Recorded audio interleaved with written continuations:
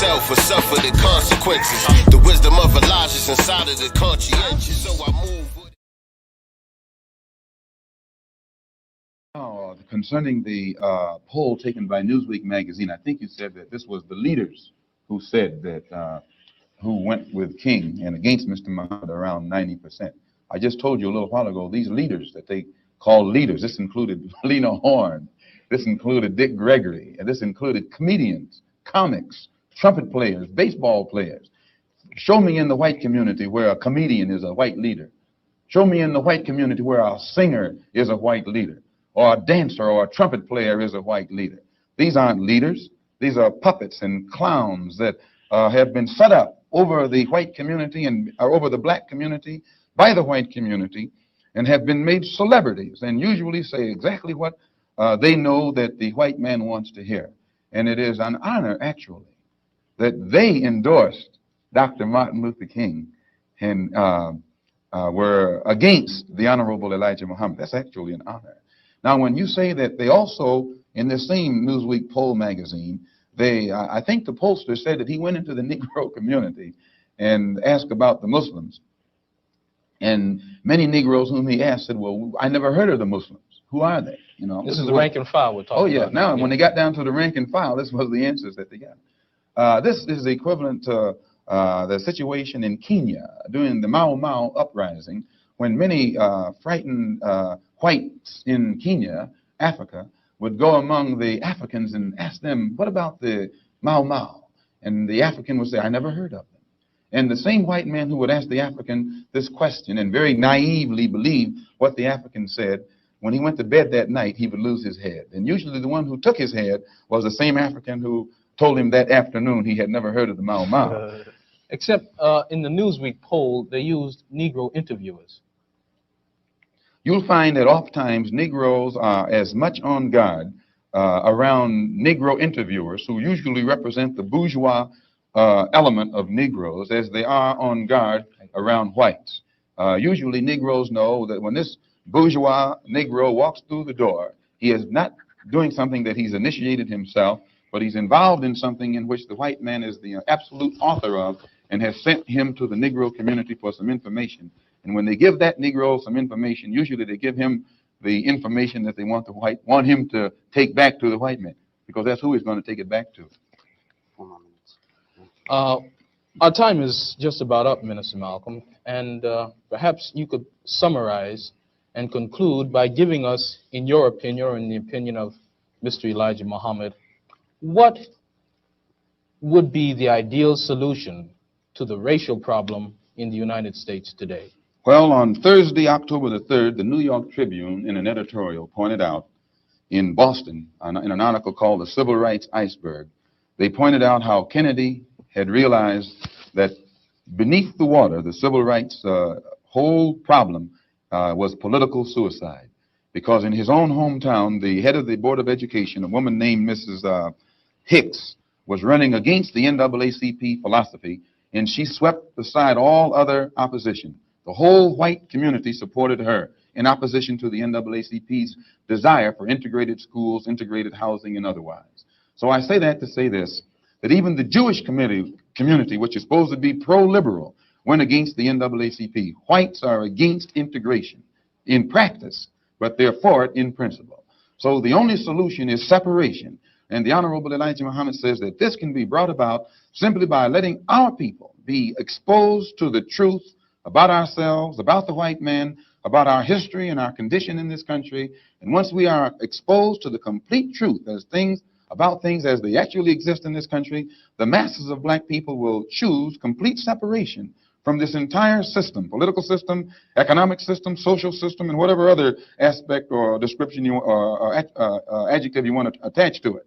Let us go back home to our own people, live among our own kind, and solve our own problems ourselves. And if the white man doesn't want us to go back to our own people and live in our own country, then since we can't get along together in peace on this country with white people, let us separate part of this continent, migrate to that separate territory, let the government give us everything we need to establish our own independent economic system and society, and thereby we'll be able to solve our own problems ourselves and prove that we are human beings and a part of the human family and can do for ourselves what other humans have done for themselves. And then we'll be able to stop blaming the white man for what he has done and stop begging the white man to solve our problems. We'll be able to solve our problems ourselves.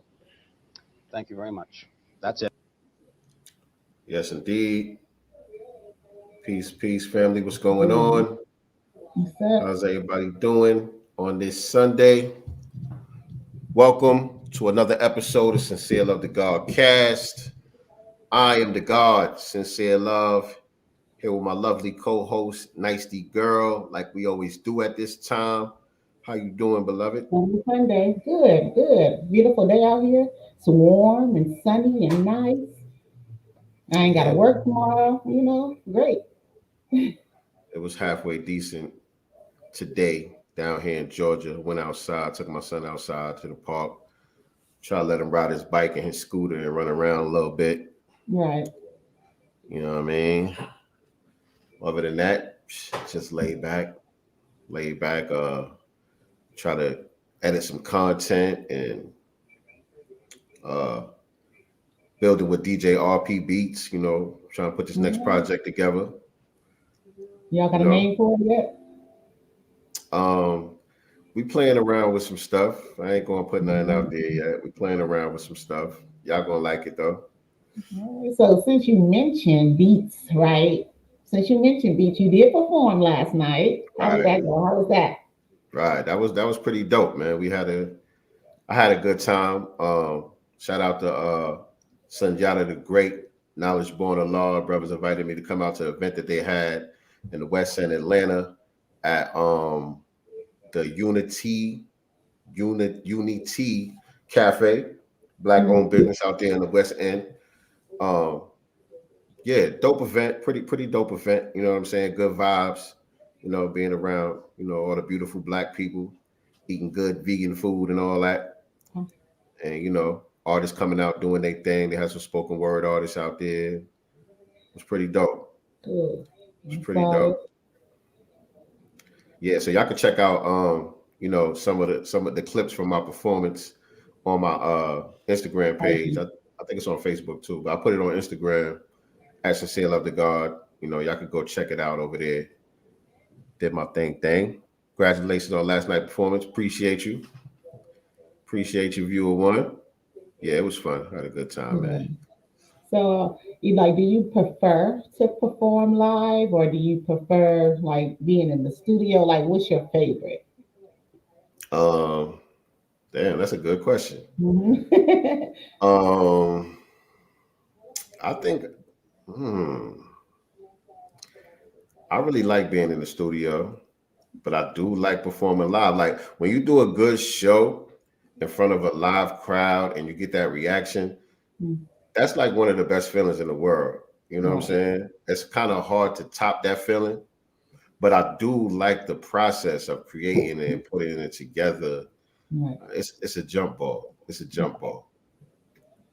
tie. Yeah, to being out there though, like you said, to see people's reaction to the music, okay, are they feeling it? And when you start seeing the movement, okay, they feeling it. Yeah, especially when you get that reaction where you're doing a call and response and people is reciting the words that you wrote, you know what I'm saying? Like, it's a good feeling, you know what I'm saying? But like I said, it's still a tie though, man, because I don't know.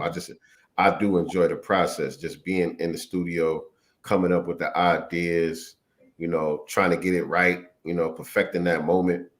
You know what I mean? Yeah. I don't know. That's a good question though. Okay, you good? Crown 808, handle your business. You're always multitasking, but you always multitasking. Yeah. She running about 4-5 companies out here. I'm saying. I want to be like Crown 808 when I grow up. You know what I'm talking about? So what you had going on this weekend? It was my great nephew's birthday, so we actually went. A lot of us. Great nephew. Share some pictures on here, but a bunch of us went out to. It was a buffet. And my loud country ass family, we packed this place up, kids running around. We were so loud, we were like, we're gonna get kicked out of here. But the people were so gracious, gracious. They didn't kick us out, but it ended up being way more family members that we thought were gonna show up. We thought it was gonna be more like our immediate family.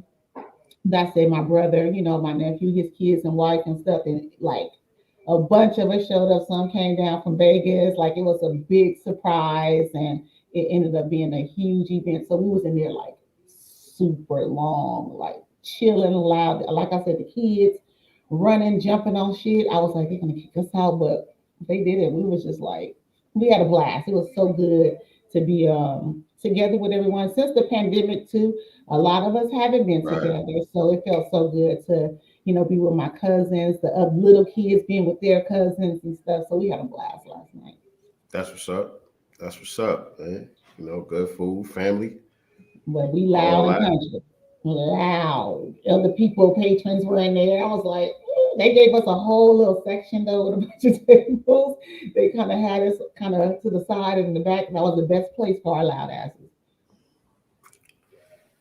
So, what you want to do? You want to get into some of the news stories and then go into the main topic? Yeah, we Because can actually today, do that. We can family, let me get in the room. Let me get into today, family, we're gonna be talking about y'all see the title and y'all see the thumbnail for the show tonight. We're gonna be talking about $5 FBAs, right? A lot of $5 foundational Black Americans creeping up in our mix. right. Pretty heavy right now. We've been seeing this a lot on the Twitter spaces. You know what I'm saying? When I'm posting stuff on social media, I get people in my comment sections, all different type of people coming with different rhetoric, trying to cause confusion.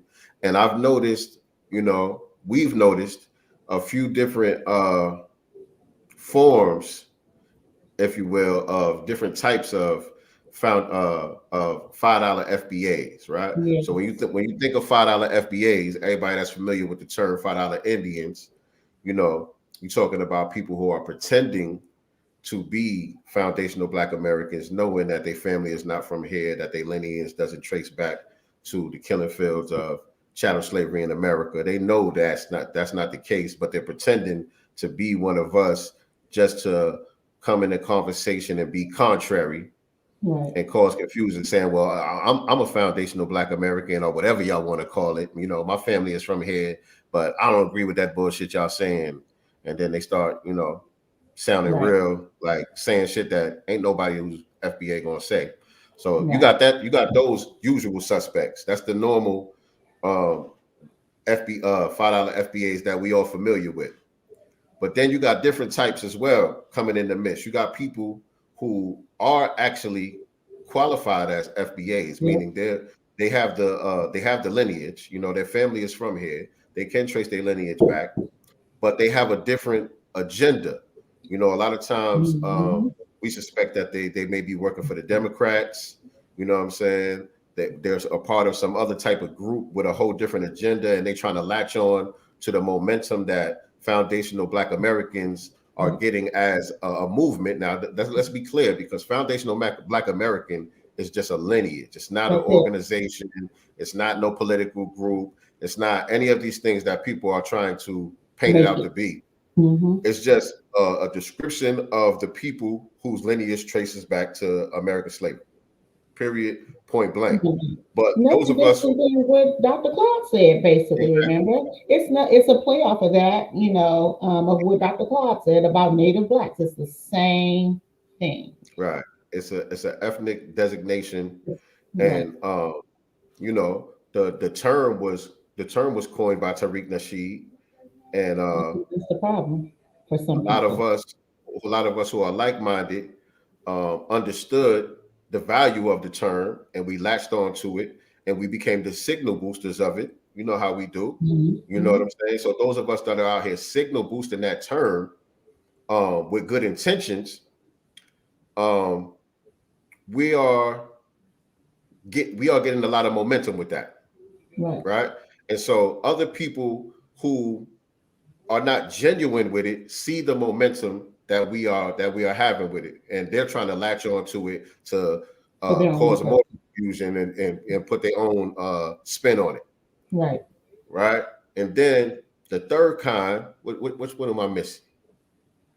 No, you didn't miss anything. And then the other kind is like they're forming different types of or birthing another group, the indigenous something I don't even know, but they're now trying to birth more confusion basically Yeah, so because I I kind of think mixed it in with those two. yeah, I kind of mixed it yeah, in with those two because you do have those um, indigenous groups. Now, to be clear, when we refer to foundational Black Americans, we're referring to a lineage that is indigenous to this land, to this continent, right? But you do have other indigenous groups out there who are not reparations based. You know what I'm right, saying? They have their organizations and their movements going on for other purposes, but they see the momentum that foundational Black American, that term is getting, and so they're latching on to that, and they're saying things under the banner of FBA that we're not saying. And right. so we're gonna try to clear some of that stuff up tonight. You know what I'm saying? Hopefully that little intro that I just did was clear, because that's the point of this, is to try to bring clarity. But before we get Right. into that, let's cover a couple of stories that's in the news. All right, so we're going to start off today's topic with Serena and Venus Williams' nephew, Alphonse, passed away of an apparent suicide on February the 3rd. For some reason or another, this did not hit the news in mass like it did with Regina Right. King's son. I thought that was quite interesting, but Serena and Venus' nephew, Alphonse, has died by suicide at the age of 21.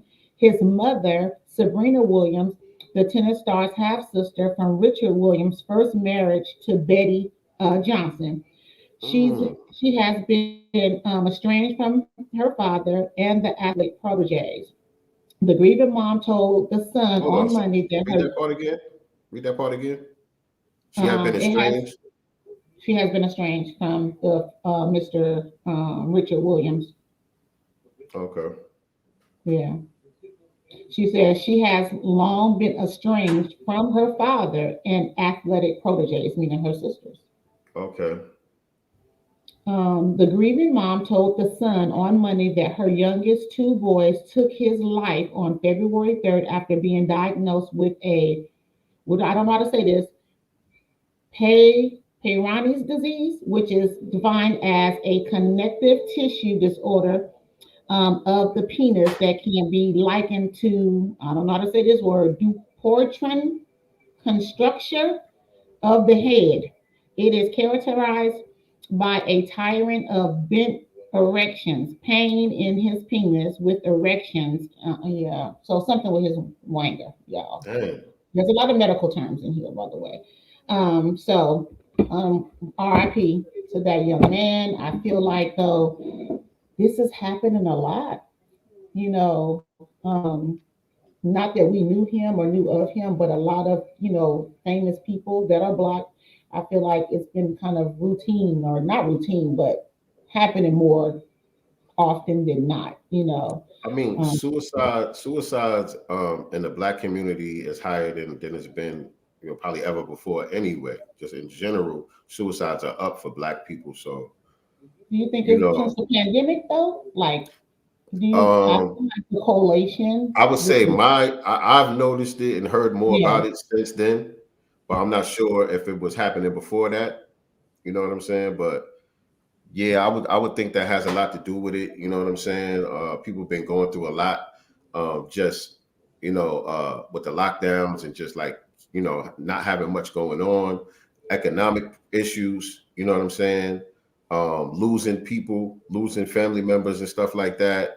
There's been a lot of loss. There's been a lot of grief, and so people gotta get mental health addressed. You know what I'm yeah, saying, as well. early. People gotta do the self-care thing, man, and make sure that you good out here, man. Taking your own life ain't it.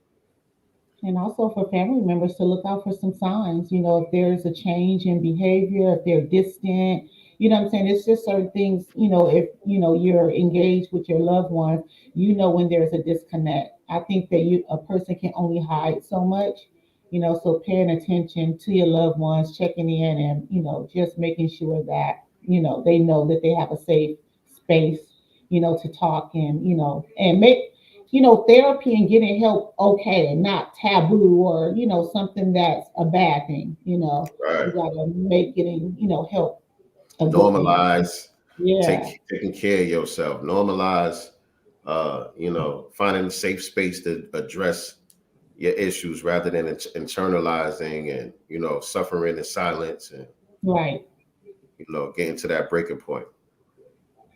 Yeah, so again, I just wanted to, bring it up because I know a lot of people weren't aware of that. So again, RIP, to that young man and the family. Our thoughts and prayers are with them all. Shout out to Mama Love. We talked about that a little while ago. Mama Love, appreciate you. Look at her, Mama be showing some love. Mama was there. Oh no, she wasn't there. She in New York. All right, I have I don't know, I'm gonna save that one. So this is one I found was very disgusting, but also not surprising because this is what these, Neanderthals do. Former teacher gives student cupcakes made with her husband's semen. Man.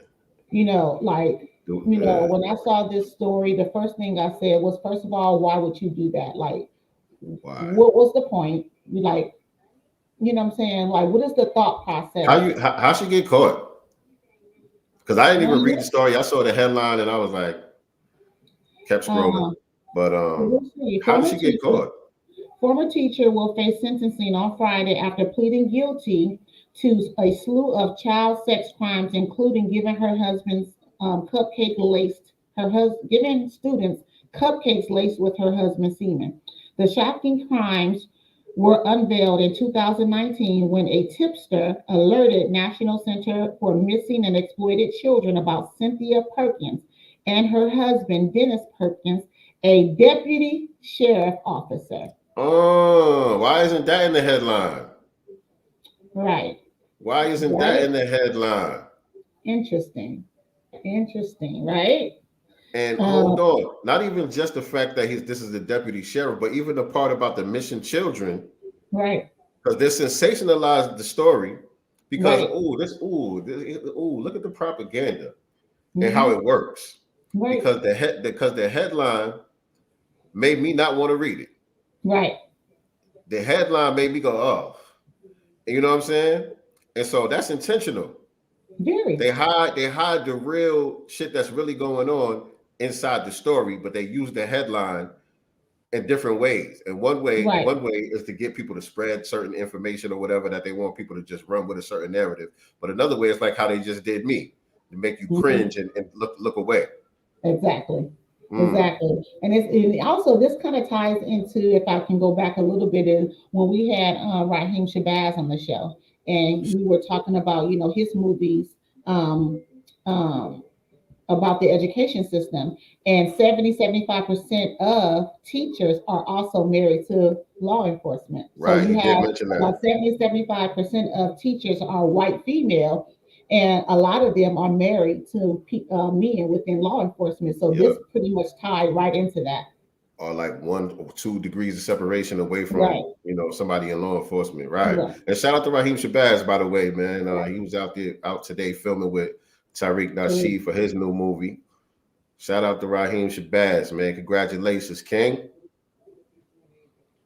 Authorities launched an investigation and uncovered that the couple raped a child who was between ages of 9 and 10. Investigators also located new photos of the two with the child, though it is unclear how they knew the minor.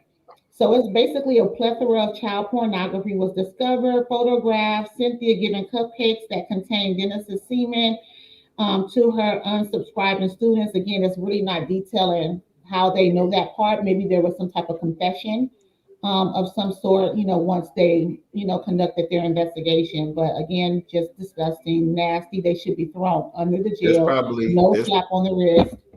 they're not mentioning it, but if this came from a tip about this child trafficking thing and all of that stuff, during the investigation, they probably came across some video of them doing this nasty shit. Or Right. some pictures or something. You know what I'm saying? Right. Man. And they probably still gonna this ain't something that's gonna stay in the news cycle for long, and they probably get a sweetheart deal, slap on the wrist, low key. Right.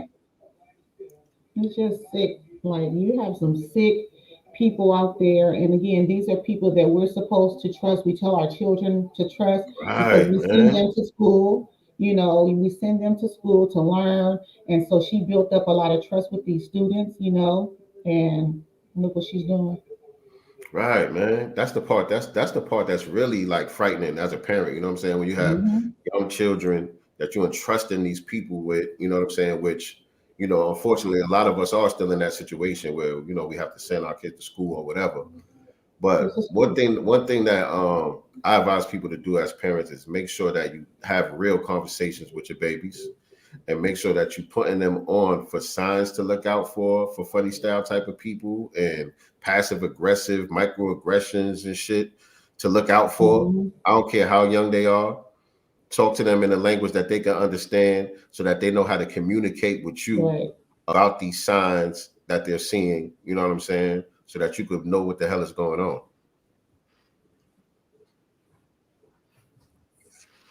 You good? Or are you freezing up over there?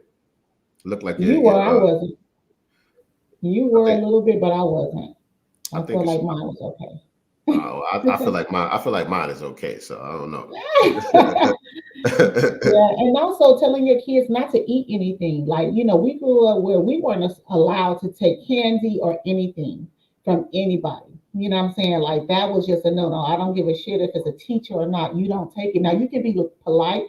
No, thank you. My Right. mom said I can't have anything, or can you call my mom and ask my mom if it's okay? You know what I'm saying?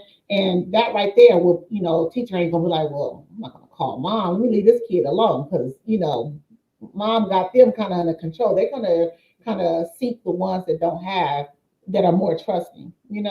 So we have to make sure that we start talking to our kids about that again, and not taking anything from anyone. Candy, cupcakes, none of that shit. Right. All right, so here's another um, crazy story.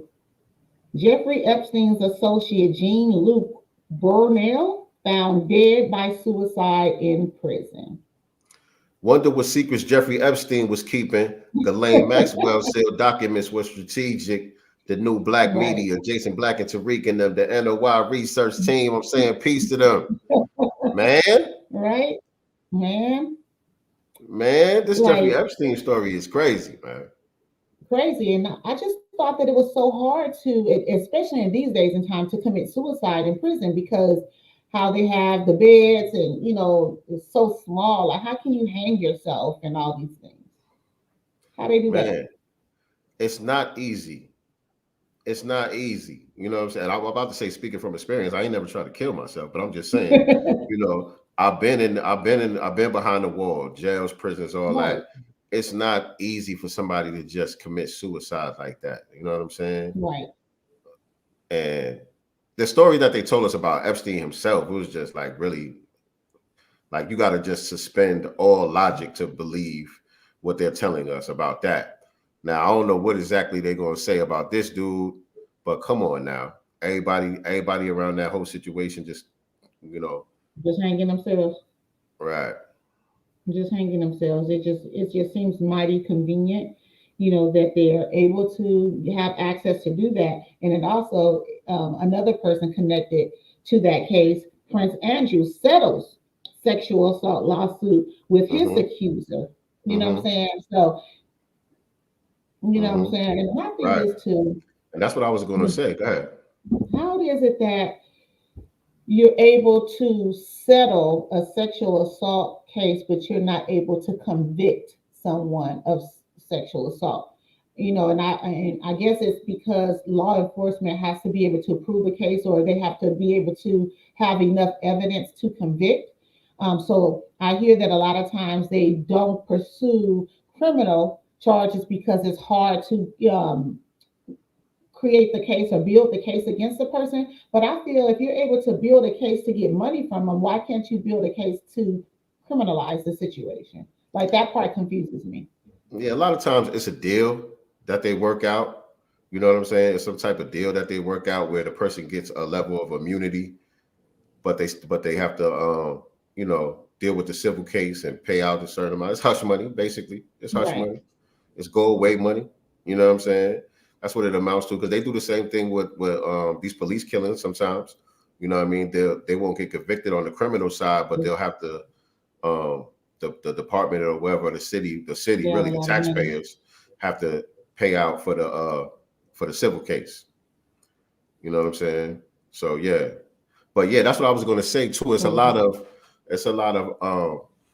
higher ups that's tied to this whole Epstein thing, and that's the reason why we are seeing all of these people dropping like flies like this, because these are the people who got the secrets. These are the people who know the secrets. Wonder what secrets Jeffrey Epstein was keeping. You know what I mean? These are the people who got the potential to spill the beans, and now you got them locked up, and they like, hey, wait a minute. If I'm going down, it's bigger than Nino Brown. You know what I'm saying? Right. It's bigger than Nino Brown. What about the pretty nigga at the bank? Right. Yeah, it's crazy. And I guess, the thing is, they like we're stupid. Like, we don't see the bigger picture. Also, we understand that there's a lot of money, a lot of influence, a lot of power behind, these cases, and they're going to do whatever they can to sweep it under the rug, and if that means taking out some of their own, they don't discriminate. And it's also just, what y'all gonna do about it. We know, Right. we know y'all know we full of shit. Okay, now what you gonna do about it? So that's the I'm white and I say so. I'm gonna save this one. Okay. Make sure y'all hit the likes, family. Make sure y'all hit that like button. Subscribe to the channel and click the notification bell as well, if you would, please, family. Go ahead. So, Amazon suspends Black Lives Matter from its charity platforms. Well. There's a lot going on with that whole Black Lives Matter shit, man. That shit is falling to pieces. I mean, one going to jail. They're investigating where the money went, because I guess they don't have any records of kind of how a lot of this money was spent. Yet we're buying all these lavish properties, real estate properties and stuff. Like, now they're saying, where the money? Right. It's crazy, man. And I just want to say, to all y'all, you might not be watching this live right now, but if you're watching it on the replay, some of y'all that be just creeping. I know you tap into the content, but you don't want me to know. You don't want us to know that you tap into the content. But a lot of y'all was I'm going back years now. When this Black Lives Matter shit was popping off, and we were saying, yo, these people is funny style. These people don't represent us. We was distancing ourselves from this whole Black Lives Matter organization. A lot of people out there was, trying to talk down on us, trying to wag their finger at us, and trying to make it seem like, we was conspiracy theorists and all of this shit. And now all of this shit is just coming out. Everything that we were saying from the beginning, it's all coming out. And the thing is, they letting the flunkies fall to the wayside, because these people are just the mascots and the faces of the organizations. They're not the real money behind it. You know what I'm saying? All of these corporations and private donors and all of these people who really propping the whole thing up. You know what I'm saying? They hands is clean. Right. And let's be clear, because I'm gonna just say some names. I am. Right. I'm gonna say some. Right. You had D. Ray McKesson. You know what I'm saying? Part of Black Lives Matter, Netta. You had Sean King. Now they're all beefing, right? And imploding, beefing with each other right now over the very thing, money. Now everybody wants to wipe their hands clean. Oh, not me. Oh, this person did. Not all y'all. All y'all was rocking it. That's kind of how, we come to know y'all through this organization. You know what I'm saying? So you guys were birthed through this bullshit. Now all of a sudden y'all pointing at each other and whatever. Nobody wants to go down. Nobody wants to sink. And what's our brother's name that got killed out there from Ferguson? Darren Seals. Who called this shit out from the beginning? Y'all not from here? Where y'all come from? I've been here. I live here. I've been on the streets. I've been talking about this stuff. He was saying it from the beginning From the that he didn't beginning. know these people and that they were there on some other shit. He said Mm-hmm. it. Mm-hmm. Mm-hmm. And he's not the only one. It was a lot of grassroots Root. um,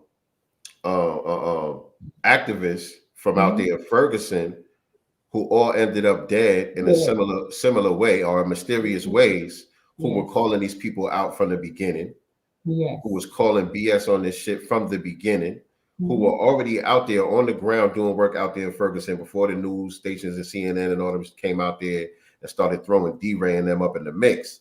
These Right. people was calling them out. D-Ray done got slapped up a couple times and all that shit. Yeah. And a lot of these people ended up dying mysteriously or in similar fashions. And Right. they're cold cases. These are Right. cold cases. Don't nobody know what happened. Right. It's sad. It's so sad. And again, that stuff was being called out. And my thing is, y'all were there under false pretenses. Y'all were there basically to get a bag, and you did, right? But just like these suspected white supremacists who started this stuff and who funded it, they gave these Negroes enough rope to hang themselves. Exactly what they did. You know. Exactly what they did. And all of the little what do you call it? Adjacent groups around Right. Black Lives Matter. Don't think that the clock is not ticking on y'all as well. You know Right. what I'm saying? I hope this is an example, and sometimes y'all need to start listening. What it is a lot of celebrities, you know, Exactly. got involved. And so that meant this must be real because my favorite celebrity got in on it. At the Mhm. beginning of the show, what was our master teacher, Malcolm X, telling us? This stuff goes way back. They have not changed the playbook. Only thing Mhm. that has changed is technology and the date. Right. The They ain't playbook changed is the the same. playbook. Not one play. They running the Not same one play. plays. The same plays, man. Celebrities are not our leaders. They are not our spokespeople. You know what I'm saying? And everybody on the grassroots that's saying something that might sound far-fetched to you is not a conspiracy theorist. You need to Right, just shut up and listen and get educated, get some context on why people are saying what they're saying. right. You And know what I stop trying to mean? latch yourself onto a movement that you don't know about. And no one is saying Black lives don't matter, right? The We hashtag itself, we rock with that. I don't rock with the group though, right, you know. And right. speaking of that, by the way, our brother Terrain Walker, he actually posted up a GoFundMe um, for Joshua Williams. He was a Ferguson political prisoner. He is a Ferguson political prisoner who was given a cruel, unconscionable 8-year sentence for arson charges that normally receive probation or 1-year sentence. So there's a GoFundMe. They're trying to raise What do he do? Light a garbage can on fire or something? or something like that, doing the uprisings there in Ferguson. And basically, they threw the book at this brother. So And he's still out there. do you got the Yeah. GoFundMe information? Yeah, I'll send it to you in the page right now. Yeah, so again, there's a firm. They were trying to raise $11,000. They've already raised over 13,000, I guess, for his legal fund to try and help get him out because first of all, he shouldn't be there, to begin with. Mhm. Uh, where you sent it to? Our materials. Okay, So okay, okay. yeah, you got what's the officer Kim Porter that just got 16 months for killing, Yes, a Forte, black right. man, and this man lit a fire, a trash can allegedly, because we don't know, because they had a bunch of people out there that they were planting, burning stuff down, what I'm saying, and blaming it on Black Lives Matter or people out there on the grassroots. So we don't know how true it is anyway. Oh, damn, my bad. Hold on, let me stop sharing this. Yeah, because it's a lot of agent provocateurs as well Yeah. that they be sending out there to do a lot of this bull. Hold on, y'all. Bear with me. I'm getting this GoFundMe information pulled up for Yeah. y'all so y'all could support this brother too. Yep. It's up to Um, us. I mean, Let's he's been see. locked up for a long time. Ferguson was how long ago? Yeah, this is from Ferguson. That was Mike Hmm. Brown. That's What, Mike Brown. 2014, 15? Yeah. But they Uh, love to, make an example. They like to make an example out of us because they want to prevent us from organizing again and getting out there and making noise, when something happens to one of us. So, they're just making an example out of him to scare the rest of us. so now I got this up here. Now, who'd you get this from? Terrain Walker. Oh, Terrain is cool. Okay, I know Terrain. Mm, Terrain is cool. mm. I just wanted to make sure because people be putting up GoFundMe's. No, You know what I mean? yeah, I don't know yeah, who. I saw this name. I don't know who Chuck yeah. Mariano is. I didn't know who Right. No. that name was. I'm like Chuck Mariano. That don't sound like no FBA. You know what I'm saying? But Chuck Mariano is the organizer of the fundraiser. Um, hopefully, he not on no janky shit. It's an urgent Right. legal funds needed to free Josh Williams. So okay, they're doing pretty well. They surpassed the goal, but we could still Mhm. throw a couple dollars on that thing. You know what I Yep. mean? Lawyers ain't cheap. Fundraiser to obtain legal service for Joshua Williams, Ferguson political prisoner, who was given a cruel, unconscionable 8-year sentence. You just read that, right? You just read Yeah. that. I didn't read Yeah. all of it, but yeah. Yeah. But yeah, that's the GoFundMe family. All right. All All right. right. So, We live on the air. I'm just giving that disclaimer because again, that's not something that we were able to vet. So if you right. feel the need to do your own due diligence to make sure that that's legit and Do so. everything is behind that, but we're doing this live. So if it is something that is legit and everything is on the up and up, that is something we would like everybody to support. So Absolutely. that's the disclaimer right there. Do your own due diligence. All right. So, in other news, sad story for me as a mother. I just feel so sad for this 2 year old. So, a Florida mom finds her 2 year old daughter locked inside a South Florida daycare. So, they closed, they done locked up for the day. Poor child just sitting there through this glass little window looking. Mom shows up, call 911. Her child is still locked up in an empty daycare. How does the owners of this daycare providers not know that they've left the child behind Right. Right. They got to shut that place down. all the way down? That place got to get shut down. And then it's a double or it's a multi tragedy, you know what I'm saying, for the Mhm. parents because you went through that trauma yourself, your child went through Yeah. that trauma. And now also what you're gonna do, you got to find another situation, you know what I'm saying? Mhm. Because you still got to go to work, you still got to do what you got to do. And now you're gonna be on edge about leaving your baby anywhere. Like, Right. man, That's just sad. I would have I don't even know. I don't know if I could have waited for the police to get there. I would have been trying to break the glass because your child is crying. Your child can see you through the glass because it's like this glass door that they had on there. So the baby is freaking out. She's alone. They shut I the don't think it lights would have. off, y'all.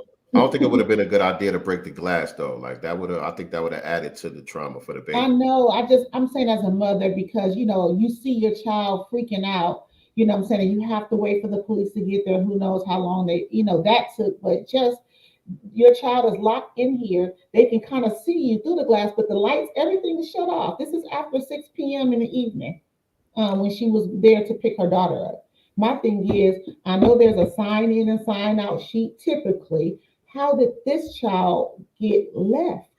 You didn't check the Right. sheet to see if mama, you saw mama signed her in. Where did you see mama signed her out at? Like, how does this work? Right.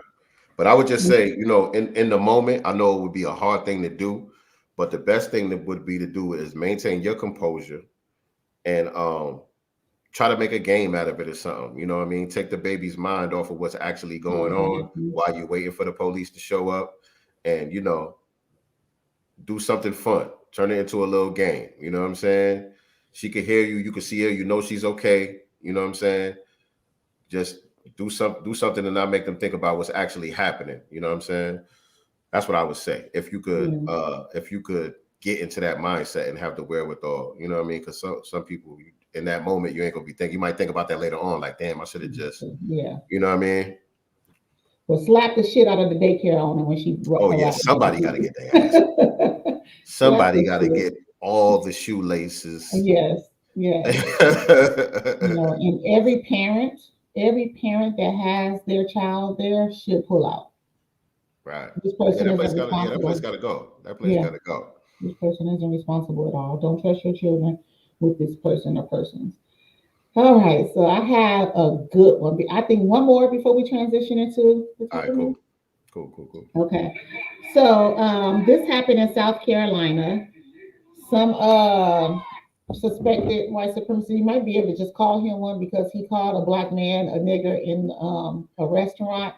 I ain't gonna show the video. I know what you're talking about. He gave him some civil rights hands.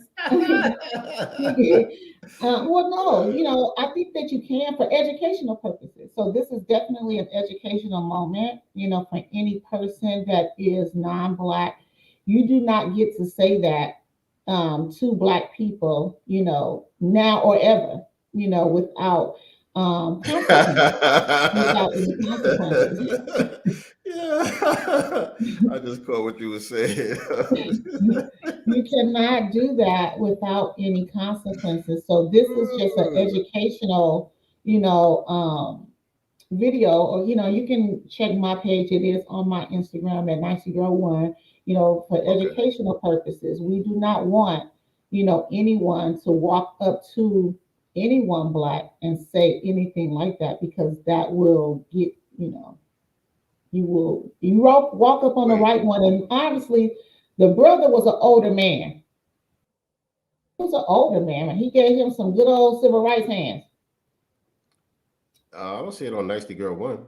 You know, maybe it was on my other one. I can send it to you. But yeah, he gave him some good old civil rights hands. It was great. You know, I was just like, shoot, fight the power, you know. I got it. You got it? Okay. Oh no, damn. My bad. I can resend it to you then. So yeah, I just said that was a no-no, you know. And what the cold part about it, our brother, he gave him like open hand. Right. You know, so he wasn't trying to hurt him. He wasn't really trying to hurt him. He was definitely just sending a message.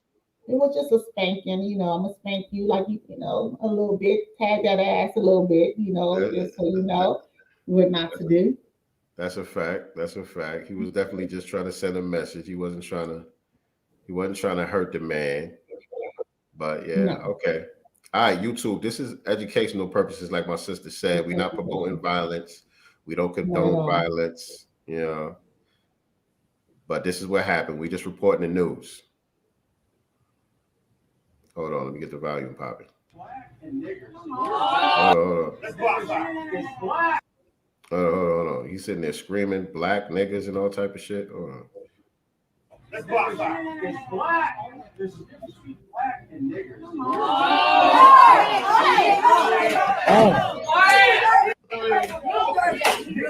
Now hold on a second. Let me bring it back. He said there's a difference between blacks and niggers. And now immediately when he said niggers, listen to the reaction before the slaps commence. Listen to the reaction of the people in the restaurant. Let's block that. It's black. There's a difference between black and niggers. Right there. Listen. All right. You hear the reaction from the people, right? So this shows you that's actually proof of how inflammatory that word is. Right? It's an inflammatory word. So that the reaction from the crowd proves the justification of what follows. Right? Because everybody knows, oh shit, this nigga said what? Right. Everybody knows that something is coming behind that. Right? Everybody knows he just crossed a line. I'm gonna play that one more time. Listen to the reaction, family. Because that is the proof that everyone knows, it's common knowledge that you just stepped over the line. Here we go. It's black.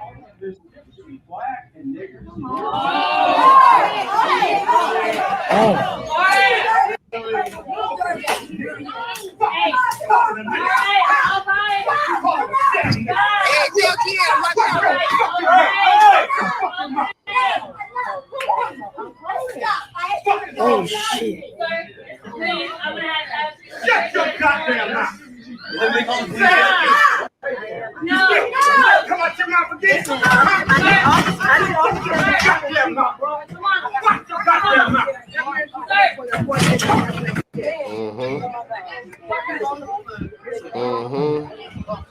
Fuck that.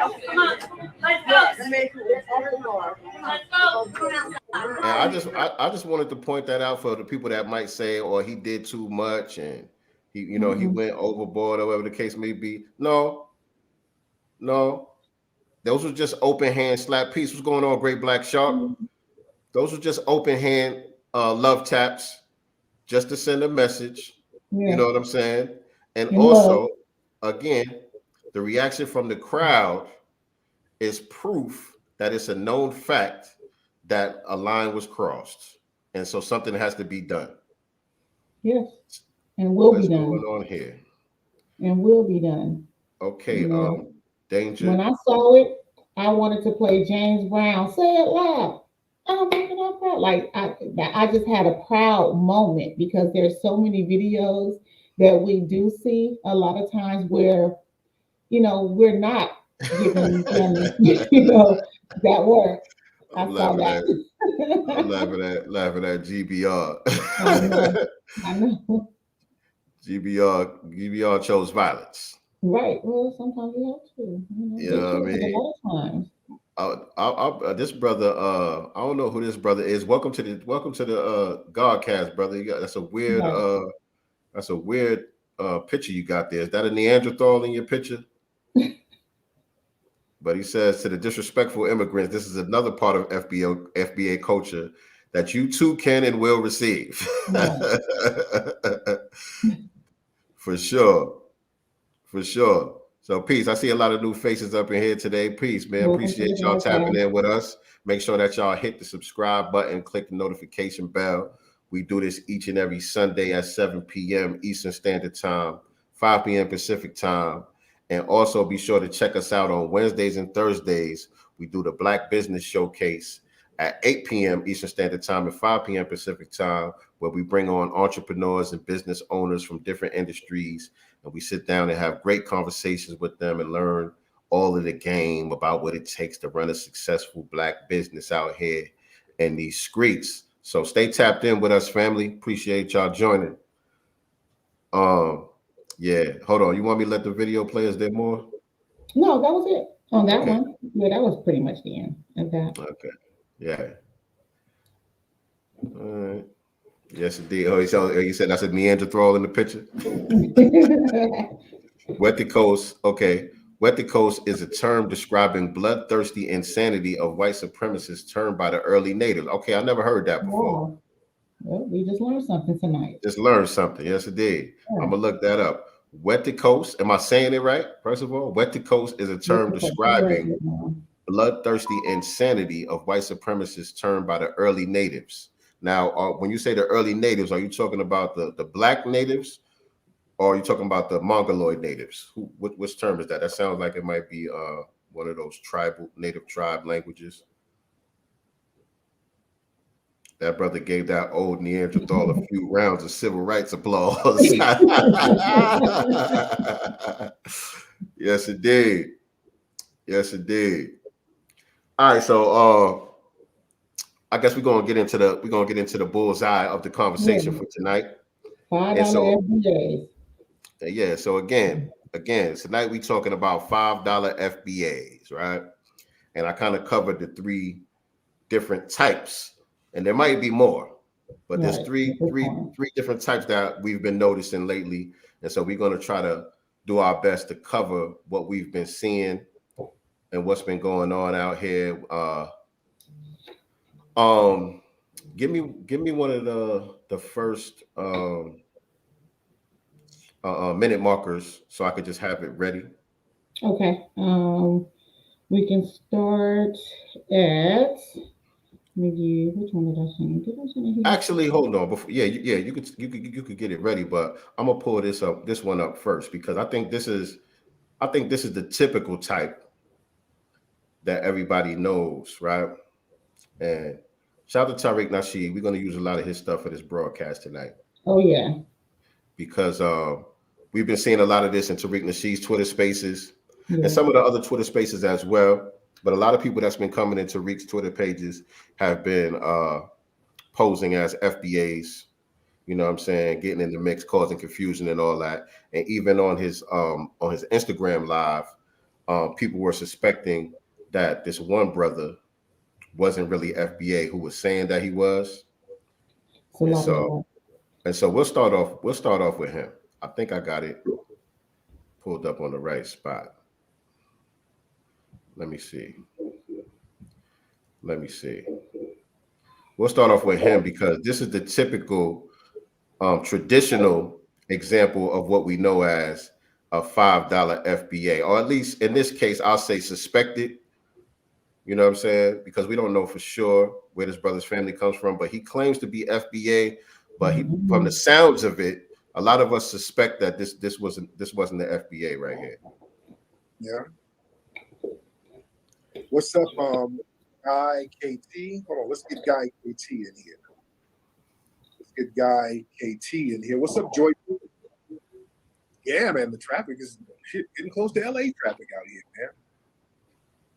All right, but Atlanta's popping. Where the brother at? Shout out to Atlanta. I'd say, what's going on, Miss Tierra Dynamite? We lit up in here.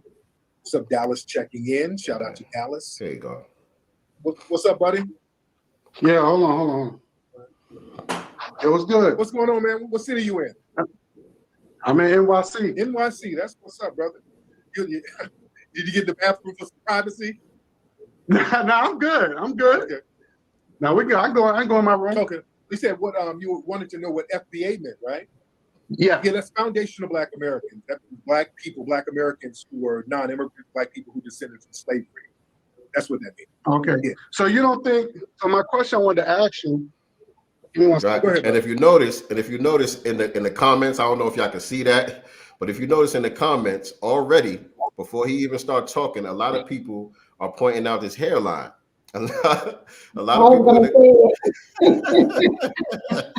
of people in the comments are already saying, "Oh, that doesn't look like an FBA hairline. That kind of looks like a immigrant hairline." Now, you know, that's not to say that foundational Black Americans, we don't be going bald and all that. We do. You know what I'm saying? Some of us we go bald a little early on. Everybody is not blessed with a lush hairline. You know what I'm saying? Some of us do go bald, but there is a funny style thing about some of these immigrant brothers and their hairlines. You know what I'm saying? They just don't have what it is. Swag. Yeah, what it is they don't have a concern about the hairline. We take pride in our hairline if we got one. If we don't got one, we just going bald and we're gonna try to keep it clean, or we gonna throw the hat on. Right. You know, LeBron gonna throw the headband on. You know, when the hairline ain't right for FBA, there's a bit of shame that comes with that because it's just not part of the culture.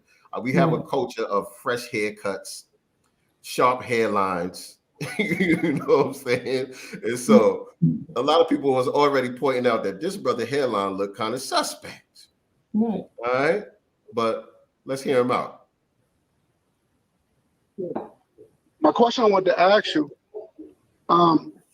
because the thing is, for some reason you blocked me on Twitter. Really? You must have been trolling. Yes, you did. You must have been trolling. What'd you do? No, I wasn't trolling. I was just challenging you. Oh, okay. Because the way you was talking about Pan-Africans. Yes.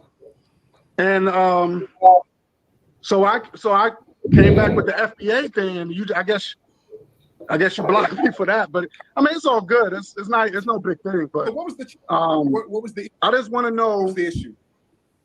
My issue is that why do you attack people who claim Pan-Africans And I just thought that being black alone, because we living in a country that we follow a color code, right?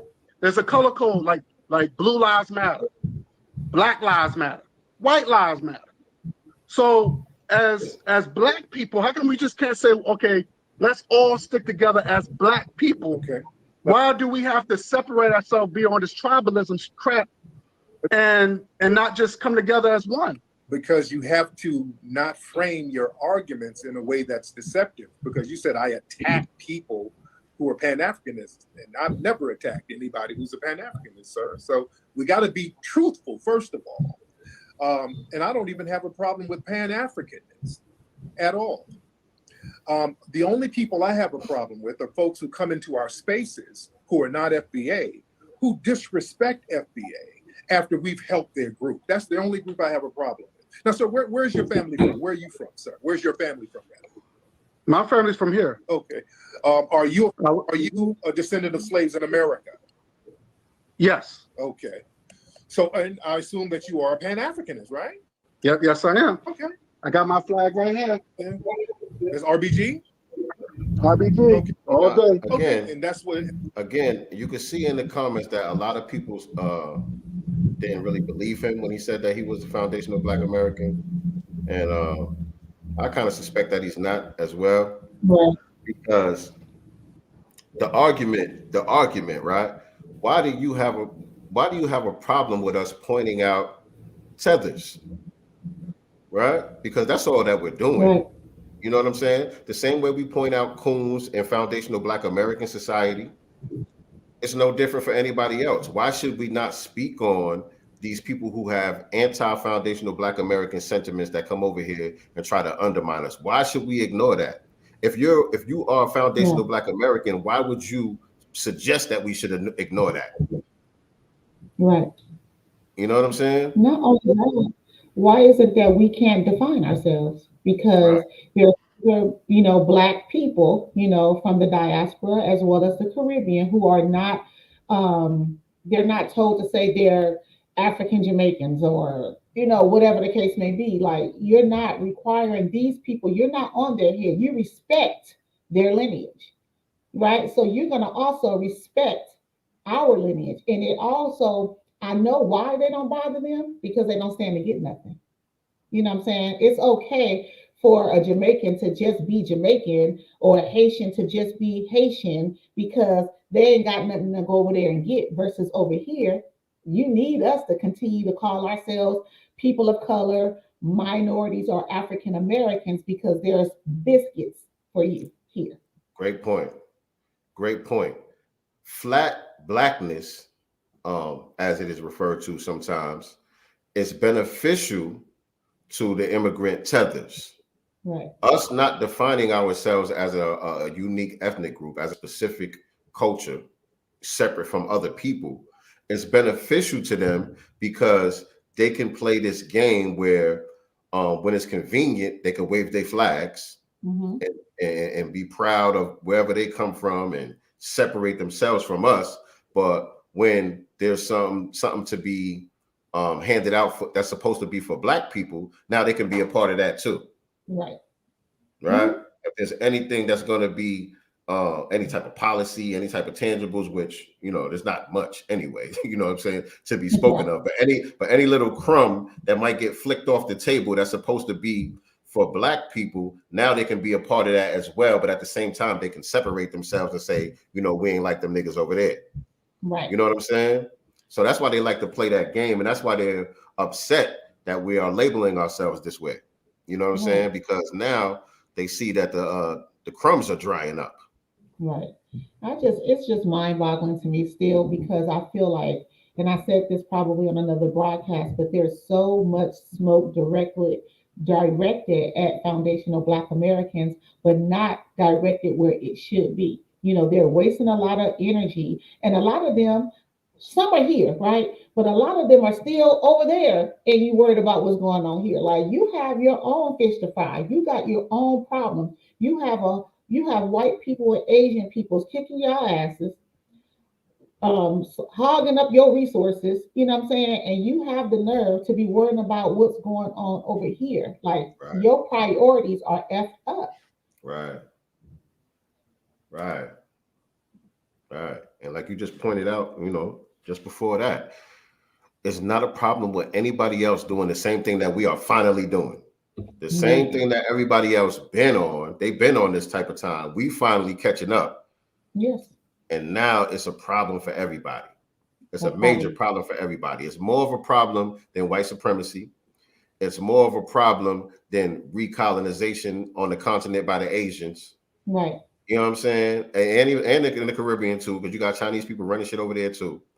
You know what I'm saying? That's not the problem. It's us circling our wagons. That is the problem. And all we're doing is getting ourselves on code in order, because the purpose of this whole thing is a pathway to reparations Right. and to make sure that tangibles are distributed appropriately. You know what I'm saying? Make sure that policy is written with the right people in mind, right? That's the whole Right. purpose of what we're doing. You know what I'm saying? So it's not about hating on nobody else. It's not about, we think we better than anybody else. Yes. It's not about none of that shit. It's about what I just said, and also us Mhm. valuing ourselves as a culture. You know what I'm saying? Us Mhm. claiming the things that we create and invent that other people um be trying to take credit for. You know what I'm saying? Such as Right. the music and other things. You know what I'm saying? Right. The swag and all of that. That everybody, being that we don't have a name for ourselves, being that we got this flat blackness going on, everybody can claim it. No, we all Yep. did that. Y'all ain't did nothing special. That's all of us. You know what I'm saying? Like, It's nah, we disrespectful. putting an end to that type of shit. That's what this is about. It's funny because last night I was in one of the spaces and it was a Colombian chick that called into the space. And of course she was on the same thing. Why are you guys, redefining yourselves? Do you not consider that, divisive? The same old language. He said, so he answered the question with a question. Well, why aren't you an African Colombian? Since Colombia was a slave colony at one point, right? You have a bunch of black people there, right? So why aren't you African Colombian? And Mm. they do have Afro-Colombians, but the thing is, we don't know about them like that because they go through the same oppression that we go through over here. They're non-existent over there the same way they try to make us non-existent over here. You know what I'm saying? For example, when I did that live a couple of weeks ago, um, talking about that couple that was in Mhm. Tanzania that had a problem with Oh, us yeah. labeling ourselves FBA. It was a Mhm. Colombian brother that sent me the video and asked me to speak about it. And he sends me a lot of stuff. He's on code. He lives over here. You know what I'm saying? Shout out to that brother. I can't even think of his name right now. You know what I mean? But he got a lot of black people in his family, but they're from Colombia. They're Oh, yeah. Colombian, but he knows the history. You know what I'm saying? And he's in tune with his blackness and all that. And that's what he be talking about. Like, yo, they treat us the same way back home. The black ones are kind of like how they have those over in India. They got the untouchables. Mhm. In Mexico, they got those dark-skinned Mexicans down there that are not acknowledged. Same type of shit goes on in a lot of these Latin countries. You know what I'm saying? And so the people who are speaking are not the representatives for those people. You know what I'm But saying? be quiet then. That's my thing, and I think that was his point. Be quiet, because and he brought that up. You guys treat the dark skinned Colombians over there, Mm-hmm. bad. You know what I'm saying? And so all of a sudden, well, yeah, you're right, and thank you for educating me. I know you came in this space already knowing what was going on, but you Mm-mm. want us to change. What our message is because you guys are worried that you're not getting anything, and that's what it all boils down to. If we were not fighting for money, land, and all those things, they would not be tripping. Right. These people are only worried about what they're not going to get. Right. Right. It's that sense of entitlement. Mm-hmm. Everybody's just been so accustomed to leeching off of us. You know what I This is mean? our Now it's fault. like, time is up. Time's up. Seriously. And it's our fault because, again, we've been the ones that have always practiced Pan Africanism, right? We Right. have, And we can say that from our ancestors who paved the way for you guys to come here. You know what I'm saying? And when you got here, you turned your ass up at us and told us to kiss it. And we've still voted for policies to make sure that you're able to come over here, still trying to build a bridge with you guys, right? And you always looked at yourselves as something different until we start talking about this reparations plan. Right. And when we say practice Pan-Africanism, we mean just that. Practicing it with actions. Right. Like we've done the most. We've done all that we can. You know what I'm saying? And we've shown examples of that over and over on this, on the Godcast, over the past few weeks, you know what I'm saying, of different things that foundational Black Americans have done, not just spoken on, not just sloganizing and, waving red, black, and green flags, but actually doing things, putting pressure on the government here to make sure that y'all are right, to make sure that y'all not just able to come over here, but to make sure that y'all are right in y'all homelands as well. Right. You know what I mean? All these free South Africa movements and all of that. The brothers in New York that was signing up to go fight for the Ethiopians when they was getting invaded and all of that stuff. Like, we've done the most. We can't do no more. And you shouldn't want us to. And then my thing is, if you just sit back and be quiet and let us do our thing and not try to undermine us, we wouldn't trip either. All you have to do is step to the side and be quiet. Period. And then when the spaces started, we were talking about immigration, period. They centered themselves, a lot of them centered themselves around the immigration topic and made it about themselves. You didn't even have to center this around you. You did that, not us. Mm-hmm. And so I don't remember exactly what this first sister was talking about, but I do remember that I wanted to play some of her talking points, and hopefully it'll come back to me what I wanted to say about it. But this is the first sister that was talking on that space the other night. And chime in if you have something to say. And then we have AG. I'll get AG in here as well. AG, if you have something to say, chime in. People are requesting early. So we're going to be discussing how we need to stay focused on reparations right now. What's up, Teslin? I see you, sister. I see you, Wani. I see y'all in here. Now listen, don't request people. I see people requesting and they're not turning their microphones. My bad. I thought I had it queued up. Right? If you do not have anything to say. Should I turn my microphone on? Or I was trying to be patient. Go AG. I said turn your microphone on, AG. How are you, AG? Okay. I'm good. How are you? I'm good. AG, where are you from, dear? I'm from Detroit. Okay. So what's on your mind? So you saying, I want to talk about reparations. Right. I was like, I think reparations are something that I personally feel like Black people are well overdue. Okay. And I think that we should be okay with accepting the fact that we are mad and should be mad about the fact that we haven't gotten reparations. I'm not really mad, but it's not about. Oh no, I'm mad because I'm like, it doesn't make sense to me. I'm a very like math. On one hand, I don't like math, but on the other hand, I am analytical. And the numbers don't add up. I'm like, okay, well, this group of people has gotten money. That group of people has gotten money. And the reason was for them being used and abused. And the people who have, gotten money, their reasons are so she is kind of babbling, like lower amounts of fucked up things. Okay, thank you, dear. I mean, you get your thoughts together, beloved. I mean, I'm not gonna let you sit here and just tinker. I don't think that was her. I don't think that was the girl I was thinking of. It was somebody early in the broadcast that was saying something pertaining to our topic here tonight. That's my bad. I don't think that was the one that I wanted to play, but I didn't. Maybe I do have the screenshot of it. of the I minute did mark. send you some, maybe not of that person though, but I did send you some minutes um, on here. But while he's looking up that clip, make sure you guys are liking and sharing this broadcast out, everybody. Right. Not that one. Not that one. Okay. But I do have the screenshots that you sent me. Yeah. Yeah. Let me go to this While one. he was doing that, while he is doing that, I have something else that I wanted to bring up. So, um, Go ahead, you can go ahead.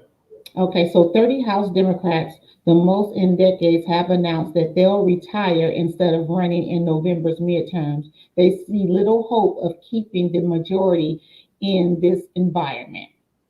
Interesting. I wonder why. So, remember, we have AOC, we had, what's that other one name? The one who married her brother to get here. The Isn't one she? who married her brother. Yes. Yeah. Who the hell Yeah. did that? That And must I be a believe she's Somali. Latina. No, she's either Somali or Ethiopian actually. And it comes. Not Ilhan, not what's her name? Ilhan. Something, yeah, yeah. She actually married her. You know, it was discovered that she married her brother to get Ilhan over here. Omar. I didn't know So that. to get over here, yeah. You know, so and this is supposed to be one of our people of color representatives. By the Her way. blood brother. Her blood brother. Yeah, Wow, I yeah, didn't know that. That's some yeah, crazy shit right there. yeah, And white folks knew that. yeah. White folk, they know everything. They know everything, but again, they'll give you enough rope to hang yourself when it's convenient for them. Right, right. Okay, so we're gonna let this bullshit slide. So now we got something over you. So you're gonna have to be team white supremacy all the way. Or yeah. Well, she does have a white man. Typical. Mm-hmm. Very typical. But what was the point though about it? You threw me off Well, with that because the I didn't know point that. is, you know, that they're dropping out basically. They don't see any hope, and I think it's for the Democratic Party, you know, because they understand, they see these spaces, they see what's popping, they understand the topics. They also understand that the Black grassroots groups, you know, is running information to Absolutely. our people. They know that we're ahead of this shit and we're not playing any games and we actually want tangibles. So they Absolutely. rather drop out, right, than fight for the people that they claim to represent, which I don't even want to say they represent us because they're more on this whole People that people of color thing. people that Yeah, they pretend to represent. yeah. You know, so they rather drop out altogether, you know, than do the right thing. All y'all have to do is really, really push for reparations. That's all y'all have to do. Well, it sounds like they're getting their strings clipped because you know these are puppets anyway. Yeah. You know what I'm saying? Who can't do anything that the puppet master doesn't instruct them to do. So it sounds like they're getting those strings clipped. Right. You know what I mean? Because you know how Professor Black Truth say, you know, white supremacy always breaks its tools. Right. You know what I'm saying? And so now they are proving themselves to be useless because they are incapable and ineffective at misleading the people that they're supposed to be misleading at this point. And so they're like, well, what are we paying y'all niggas for? Right. You know, what we got y'all here for? We might as well just practice good old-fashioned open white supremacy, Mm-hmm. and get some of these Klan members up in some of these seats and do it how we used to do it back in the day. That's the type of word up. Like we try to do this this covert racism. We try to do this refined version of white supremacy and put some of you Negroes in place, but y'all niggas is incompetent. Y'all niggas is incompetent. So what we got y'all up here for? Exactly. And then they understand that they don't have the support of Black people anymore. Because you guys we tell y'all what we want, and then y'all still talking about other shit anyway. So you're not talking about Black advancement, you're not talking about reparations, you're not talking about defunding the police. And if you do talk about it, you're only talking about it a little bit, but I don't feel like you guys really mean anything behind it. Either you're only saying just enough, to get it in the headline, but then you revert back to some immigration policies. That's not what Black people talking about, at least not foundational Black Americans.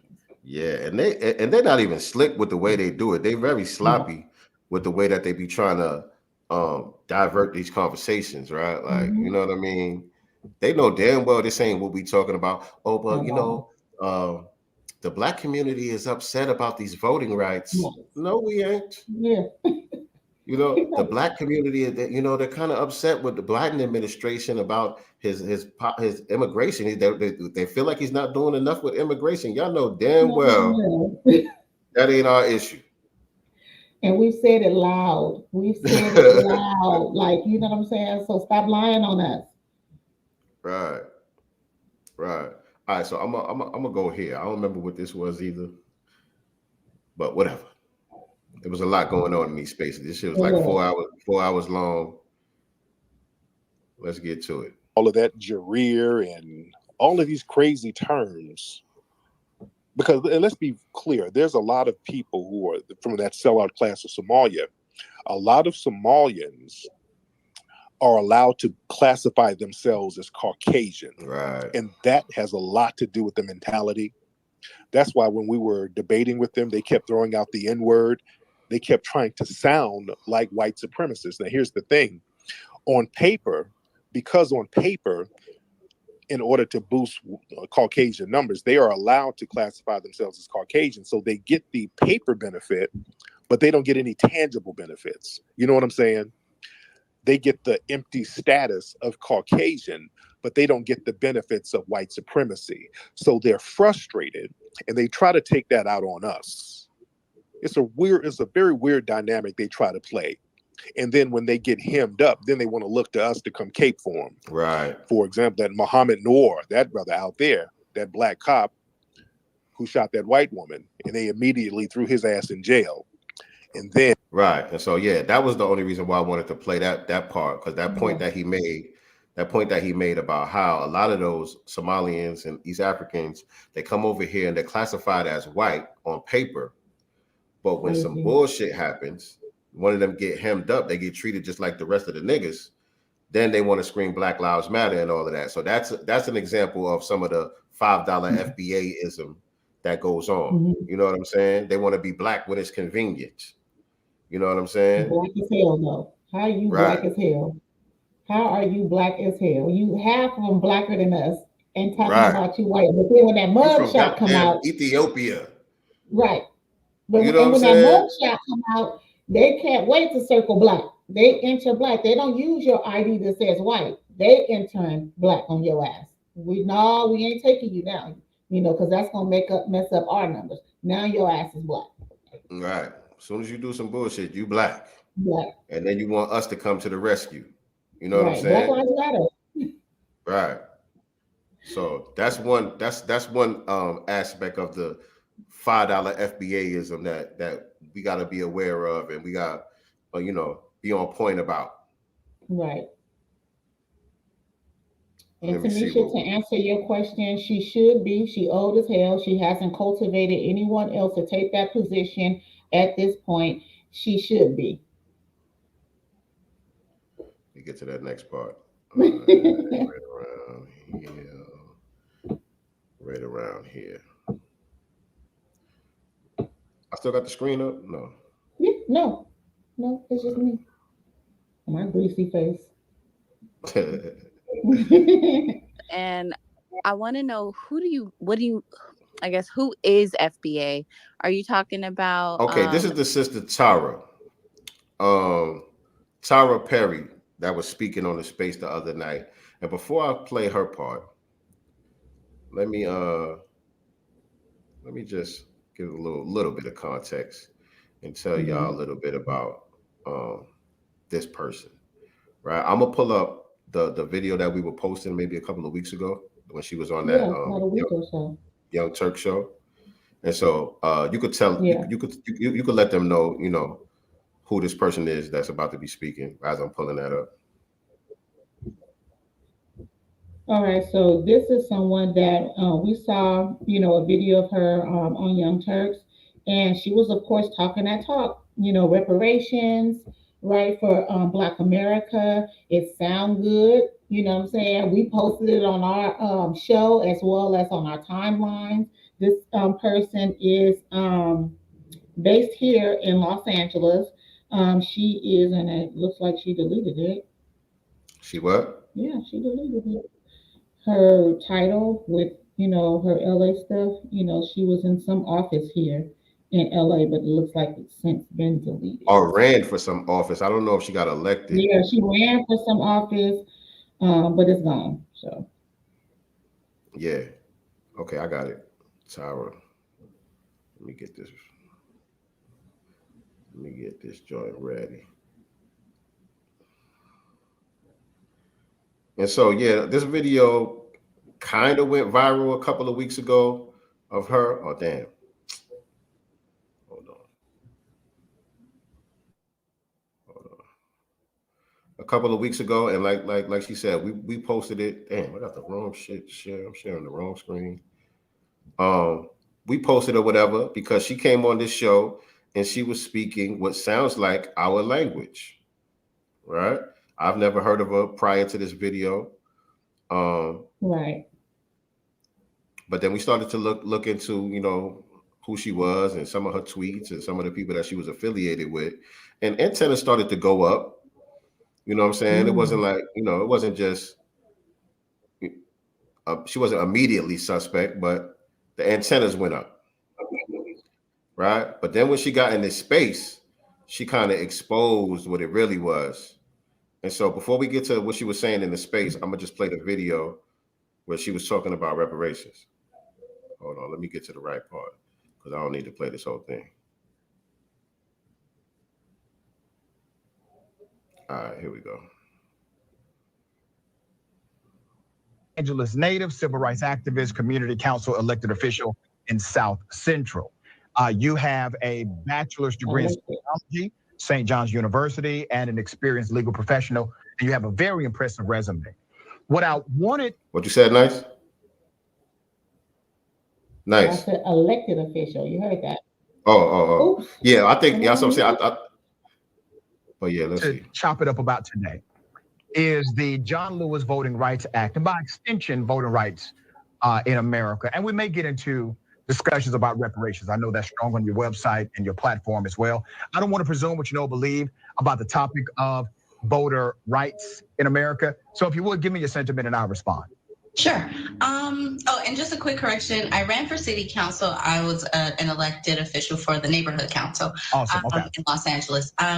So at Black PAC, our task is to make sure that that the Black community gets what it is that we need. And right now, it's not the John Lewis Voting Rights Advancement Act. I believe it's a real stall tactic to keep the Democrats and Joe Biden from actually doing their job. It makes no sense to continue every year, every 2 years, right? We're doing this song and dance when it comes to voting rights suppression or voter rights acts and amendments and changes and things of that nature. But it does nothing to continue to put all of this political force behind protecting my right to vote. Once I utilize that vote and I exercise that right, there's no changes being brought to my community. So there's more pressing matters that are going on in the Black community. And if Joe Biden and the Democrats want to really do something that matters to the Black community, they pass a comprehensive reparations package. That's what they would do. And that's absolutely right. Absolutely. Right. I agree with everything she just said, 100%. You know what I mean? And so, we reached out. We reached out to see if we could have a conversation. You know what I'm saying? Okay. Like what we heard in this little clip, in this little sound bite or whatever. So we reached out to see if we could have a conversation to dig into and see, what's really going on. What could we do to help? You know what I'm saying? How could, let's get this done. You sound like you're on the same page. And, let's get it popping. And so she responded initially with some interest, you know what I'm saying? Like she was down to come on the show. But what happens, and she's not the only one, but this happens sometimes where people will initially show interest of coming on and then they start looking into who we actually are, what we really about, you know what I mean? Seeing what we talking about.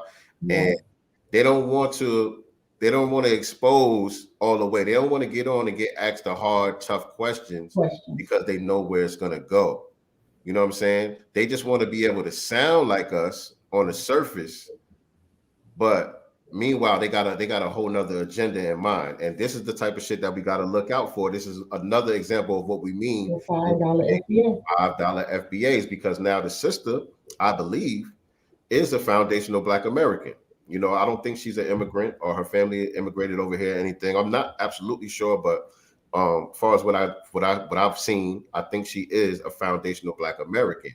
But as far as what we are speaking about and what we are trying to get done and who we're trying to get reparations for, I think she got something else going on over there. Right. I think she got something else going on over there. I think it's more inclusive versus exclusive.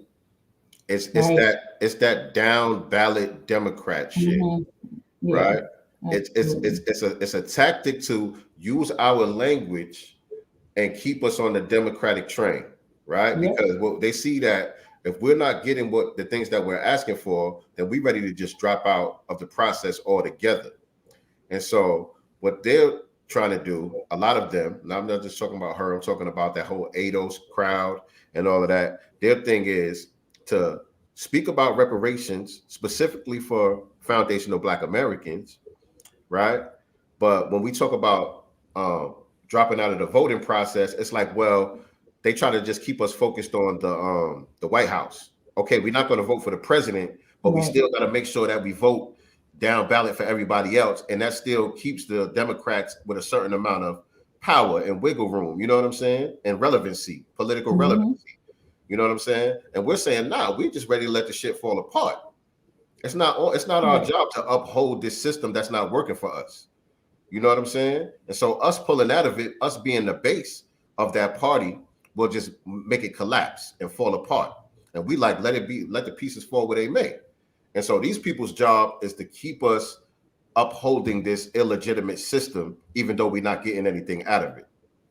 Right, and it also holding up this illegitimate system also helps them, because a lot of these people have nonprofits where they get funding from the federal government to keep themselves afloat. So if we continue to stay on this train, going in circles, dogs chasing our tails, right, and getting nothing, that's what they're trying to keep us doing, because it benefits them, not us as a group. You know what I'm saying? This is for them.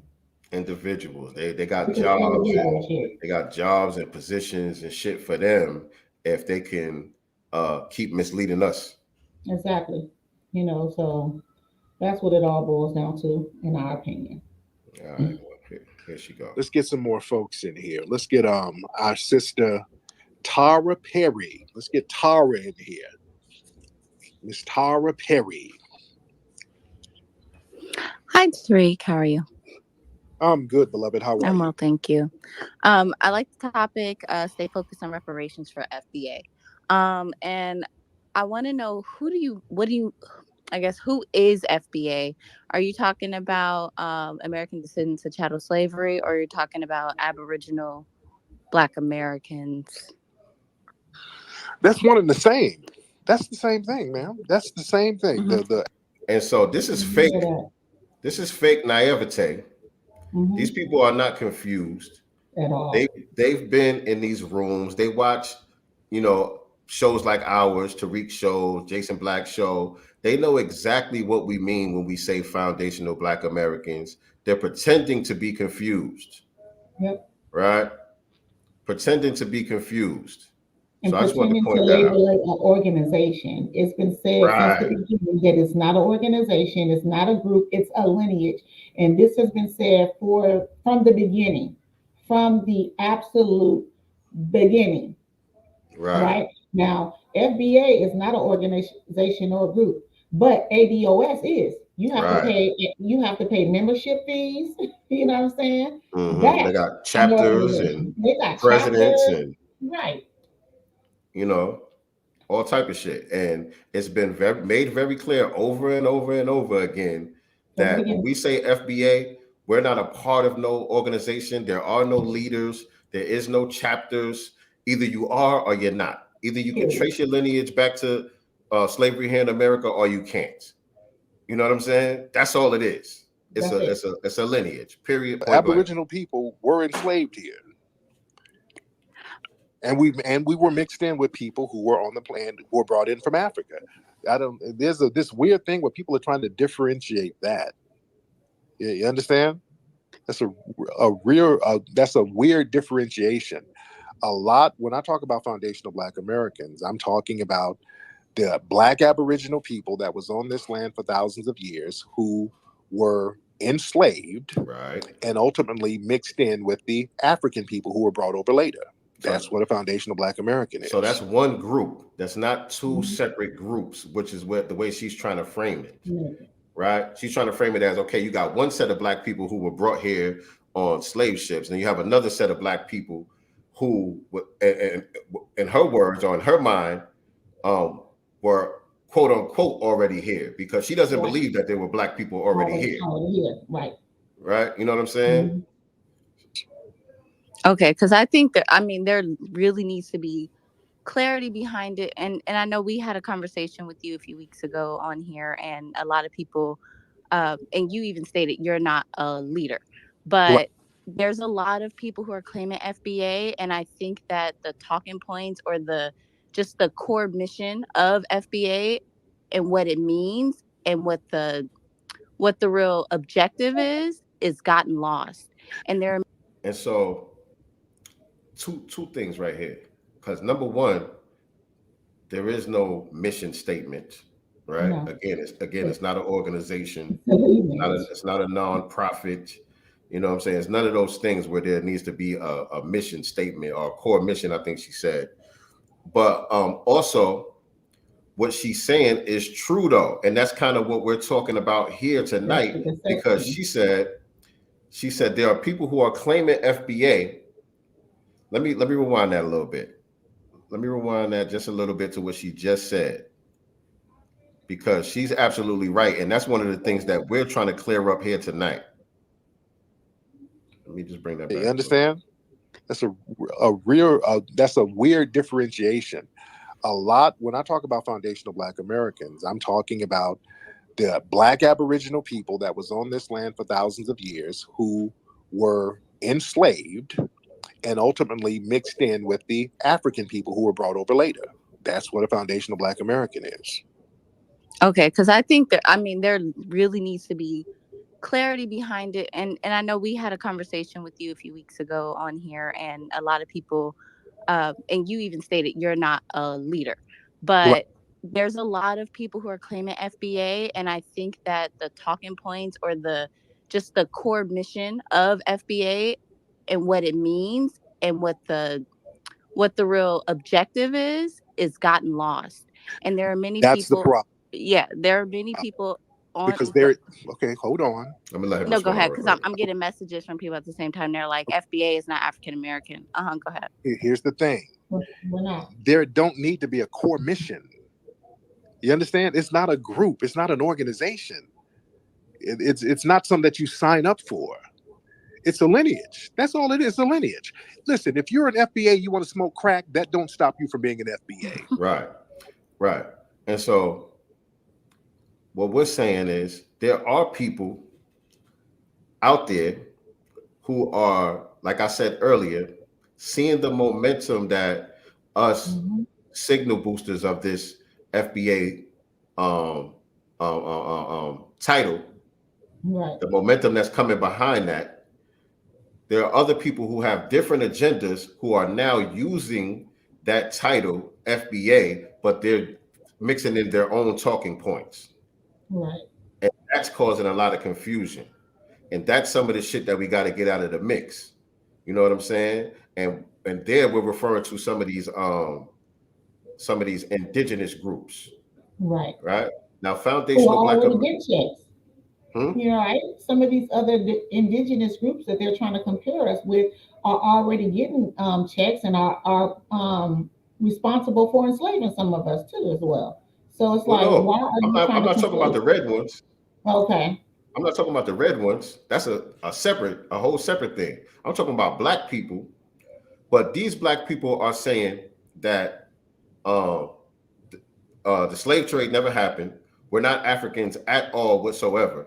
You know what I'm saying? We're just black people who've been here, period, point blank. But now they see the momentum of the FBA thing, and they were never saying that before, but now they're using that term to push whatever it is that they're trying to push. And they're saying something different than what we're saying. They're not even talking about reparations, which is basically is the whole purpose of us galvanizing behind this term in the first place. Right. Is a reparations claim to make sure that it goes to the right people. Right. And so for them, they're not even talking about reparations. Reparations is like a peripheral thing in a lot of their conversations. It's like, yeah, it's cool, but we don't think it's ever going to happen. So we're not even on that. I don't even know, you know what I'm saying, what their ultimate objective is supposed to be.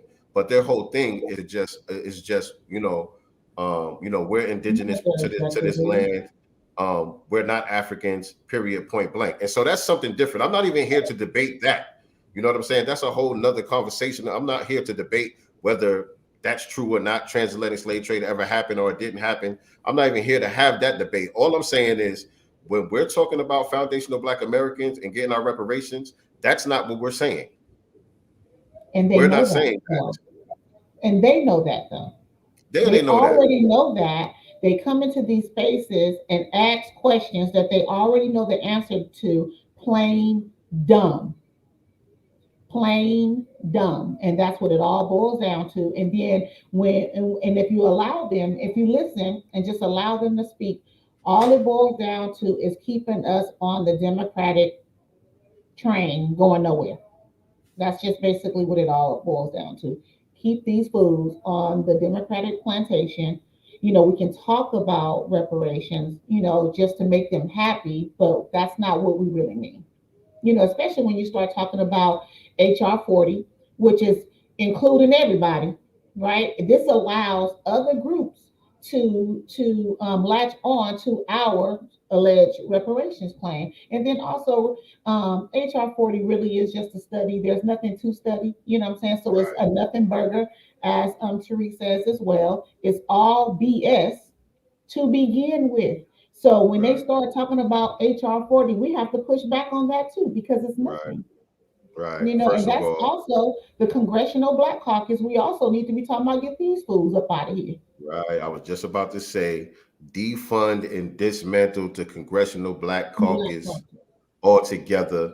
Y'all could wipe y'all ass with that HR 40 bill. Exactly. The HR 40 bill at this point, they've been having it just sitting on the shelf for times like these.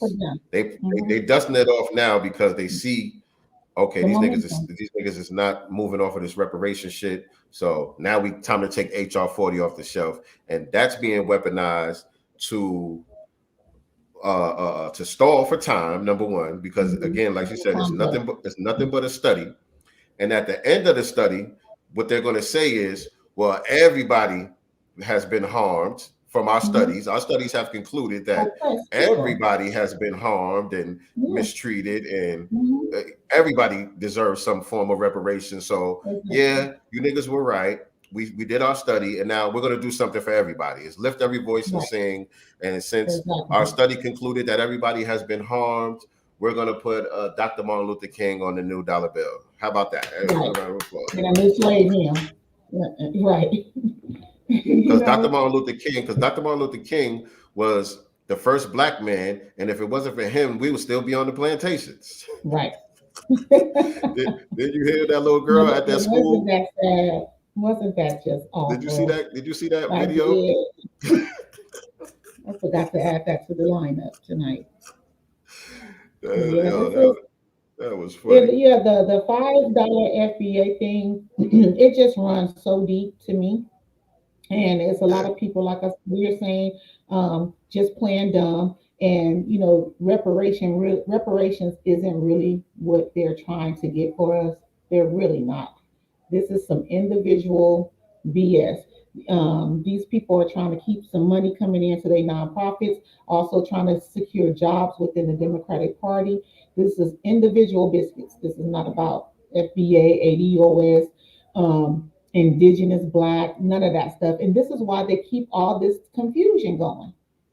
The thing is, they're not confused about what FBA is, but they have to keep other people confused that may not be as aware as others. Yeah. The confusion is a way of alleviating the momentum. Right. And there's a lot of momentum because every single day, I guess for the past 3 weeks, we can say at this point, everything in these spaces has FBA in it. When you listen to it, it's other BS, but they make sure that they put FBA in it. And the title That's how somewhere, much momentum hashtag Tariq it has. Nasheed. Exactly. You know what I mean? And we get into some more of that in just a minute. Let me let her finish it. Let's be clear. It's a lineage. People keep trying to turn it into some group. They're trying to make it ADOS. ADOS is a group. And that's why we stopped rocking with that ADOS thing, because it became confusing. That nonsense Yvette and Tone were doing, that was confusing. They were putting different meanings on it. They stole the ADOS name from a brother named Norris Sheldon, his descendant of slaves, and he was just talking about a lineage, and then they got it and put some jive on it, so it became all muffled, and that confusion kind of carries over now. We're just talking about a lineage. People who are the foundation of America, the people who built America, those are foundational Black Americans. It is that simple. Now, if you're a Christian, Muslim, Moor, Moist, straight, whatever you are, if you have descendants who are the foundation of America, the people who built this country during chattel slavery, you are a foundational Black American. It's that simple. It is not rocket science. So like you said, it's not ADOS, it's not reparationist focus. So there are reparationist groups, and we are doing a lot of work, policy work, that is to help get us reparations, right? Like you said, we're the same FBA, African American, or descendants of chattel slavery. So with that, within the justice claim, the slave trade is one of the damages, or the damages from the slave trade is one of the claims. So in creating FBA, and these are people who were here for thousands of years prior to the slave trade, that makes it a different claim. So if did you hear what I said? Now, no, I hear what you're saying. I hear what you're saying, but what I am saying, that if there's a group of Black Americans who are saying they are aboriginal to this land, then they would not be covered in the reparations claim that the reparationist groups are fighting for, because we are counting the slave trade, the Atlantic slave trade, as one of the damages. And so those people become separate because it's a different claim, because they're claiming they were already here prior to that. So they would have a different... It's not separate though. Right. It's not separate though if we are all mixed in at this point. It's been 400 and something years, okay? It's been 400 and something years, 500 years. The people that came over blended in with the people that were already here. Now we are one group. So there is no separation. The claim is for all of us. There is no separation. I don't think that's her point. I don't think that's her point, though. I think that so they're trying to, again, muddy the waters, right? What they're trying to do is attach other groups to the claim without saying it. That's what they're trying to do. When you talk about impoverished people, you know what I'm saying? All this stuff, this is to allow other groups to latch on to our claim, and they're playing dumb. Right. That's the reason why she's focusing on the transatlantic slave trade, because transatlantic includes the Caribbean, South America, and all of that. Exactly. You know what I'm saying? All of them were a part of the transatlantic slave trade. Not here. You know what I'm saying? And so that's what they have groups like CARICOM and COBRA for. Right. So why are they playing dumb? You guys already know that everyone wasn't dropped off here. Wasn't it only like 3%? From the transatlantic slave trade that were brought here anyway. It wasn't that big of a number anyway. Elaborate on that, viewer one. I'm not sure if I'm understanding what you're saying. So yeah, they're over here now. Again, they're just taking, FBA. Now they're talking about, well, we're not FBA, we're American Indians. coming up with a whole bunch of stuff to literally Okay, water. that's what we're talking about with some of these indigenous groups. Right. That's what But we're a lot talking of it is about. muddy though. When you listen to them, these people are literally here just to muddy the waters. They're using terms like American Indian, or like Dr. Claude Anderson said, Native Native blacks. Black and stuff like that. But allow them to talk. They're not on what we're on. Right. They're not. Right. Yeah. So that is definitely one of the things that we pointing out, viewer one. I don't know if you stepped out or whatever, Yes, but you yeah, did. I see that's one of the three categories of the the $5 FBA isms. I mean, yeah, the $5 FBA isms. Different lists of damages that they would Hold actually be on. going to the Let U.S. me government hold on. for. Let me go to the next So part.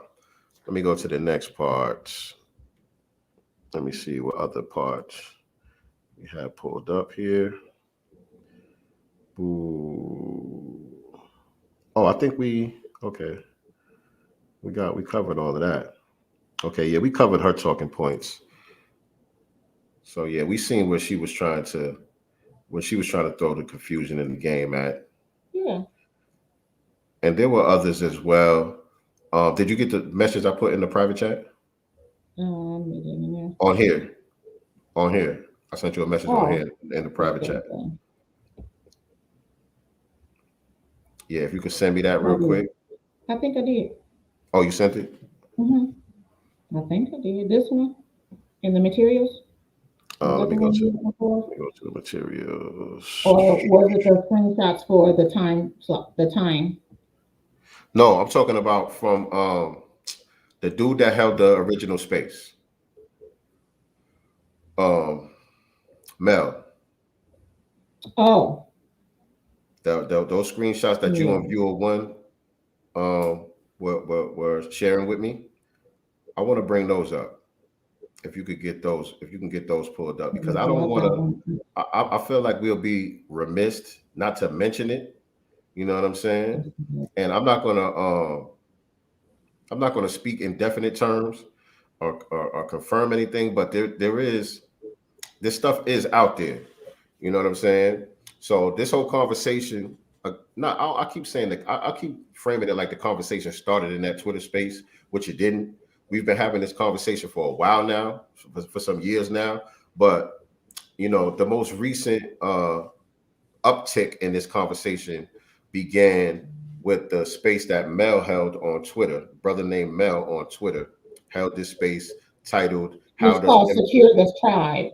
Secure the Tribe is the hashtag, and the title of the space was "How Does Immigration Benefit Black Americans?" Foundation of Black Americans.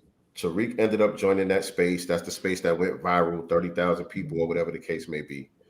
And this conversation has been ongoing. There's been all type of spaces that have stemmed from that, right? But also there were people on Twitter. Now I don't follow a lot of these people are kind of known to each other. You know what I'm saying? I don't be in a lot of these spaces and I don't follow a lot of these people, but I be in and out and just hearing certain things. And I see you said check the back channel, okay. You know, I'll be picking up on some of the stuff that's going on, right? And one of the things that's being said out here was that the brother Mel is actually not a foundational Black American. Right. Now, whether that's true or not, I cannot confirm that. I don't know. But that is something that's out here, and there are some let me see. Is the back channel here? No, this okay, not this one. Not this one. There are some receipts that are very interesting. I don't see it, y'all. I'm sending it to you right now. Okay. Sorry. There are some receipts. The secure tribe people are the ones claiming indigenous. That is mailing them. Yes.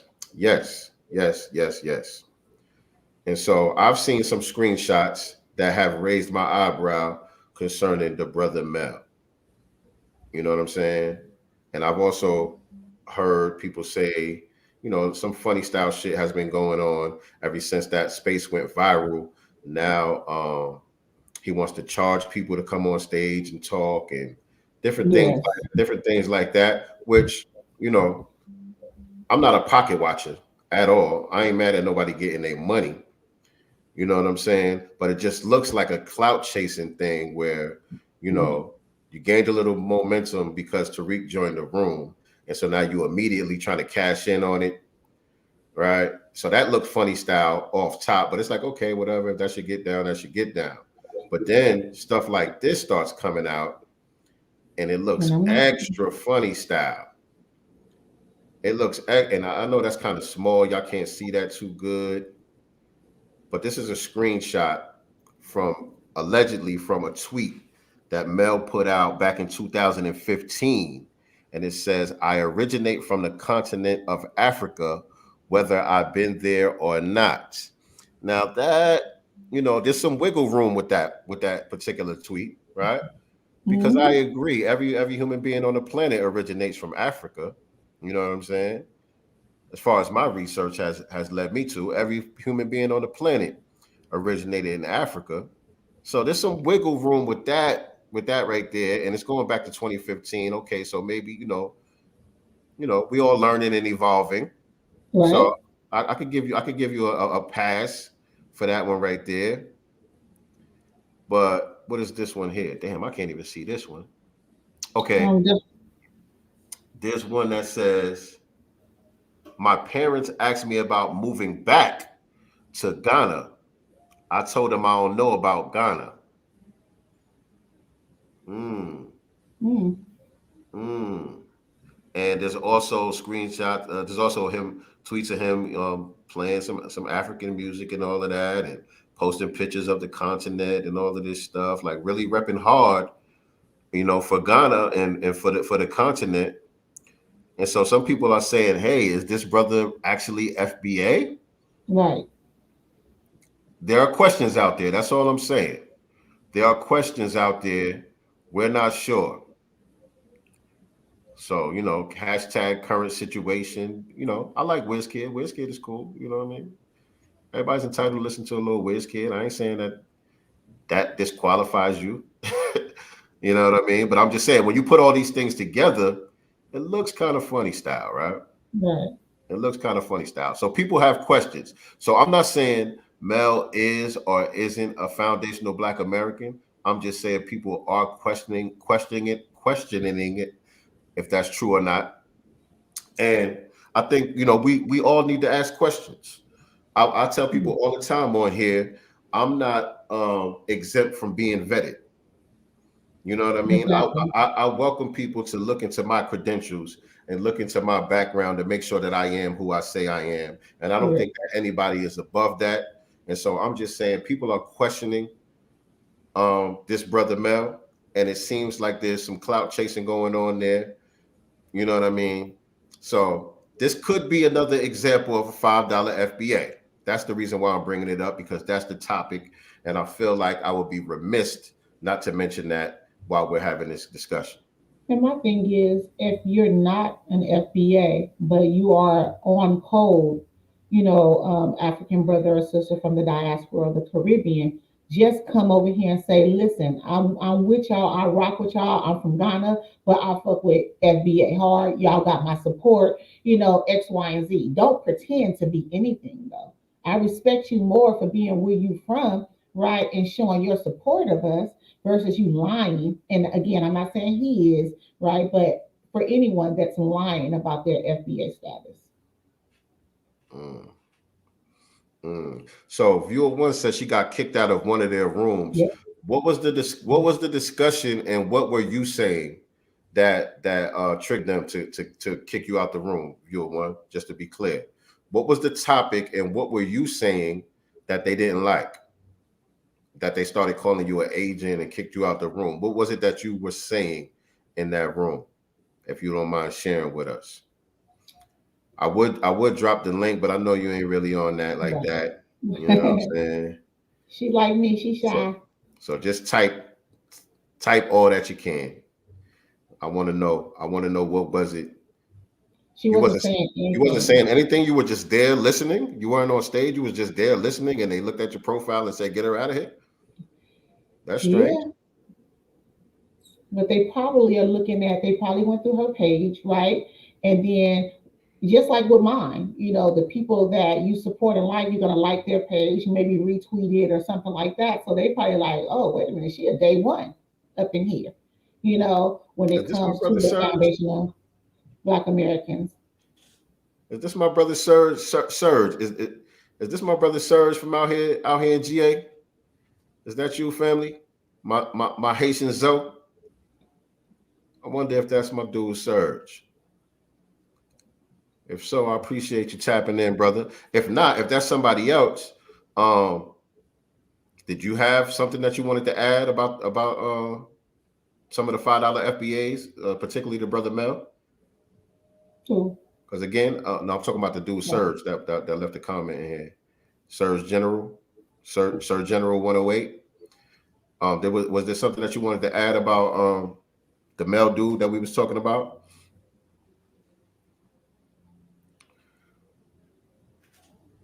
Viewer 1. I mod for several day ones as well, including GBS. Okay, yeah, we know. Come on, we already know. And then they probably know that too, though. So if you're up in these rooms and she's in here listening, and you guys are talking some off-code stuff or saying something negative about one of ours, then we can have her up in here hearing that. So that's probably why she got kicked out. That makes sense. Let's be clear. I've had people DM. Oh yeah, absolutely, Jackson. Go ahead. No, I'm saying absolutely, Jackson. Yeah, absolutely. It's not going to. We're not going to have the $5 Indian thing when it's time to cut the checks. No. You know what I mean? These people know who's who because, as I mentioned before, I've had people DM me and ask me if I work for Tariq. I don't know Tariq. Right. You know what I'm saying? I support his work, when I want to, books, movies, etc. I've been to several of his movie premieres, you know what I'm saying? I don't know him personally though, but I have people that hit me up and ask if I do. Right. So they feel like we have some type of, inside or, connection with him, because you buy his books or support his movies, which is weird. We just signal boosters for the voices of the new Black media. We just signal boosters for the voices of the new Black media. I've had people hit me up too, thinking that I have a personal relationship with Tariq, or that I know I can get in touch with him directly or something like that. That's not the case. I never even met Tariq. I've been to a couple of events, but I never had the opportunity to even shake his hand. I'm a supporter of his work. You know what I'm saying, as far as the movies and the books and things of that nature. You know what I'm saying? And I'm a signal booster and an advocate of, the information that he puts out there. And that's as far as it goes. You know what I mean? Booby back channeled me and said it was B. I was talking to Elevation. I've spoken to him. I've shook his hand. I've taken pictures with him. But I don't know him like that. But I do support his work. He's taught me a lot. You know what I'm saying? So from what I've seen, these since 2014, 15, when I found out who he was, everything that he's basically said that he's going to do when it comes to raising donations or funds or something like that, he does it. Right? He has been a man of his word for me. It's a reason. It's a reason why he has the influence that he does. Exactly. You know what I mean? He has credibility. You know what I'm saying? He's a public figure.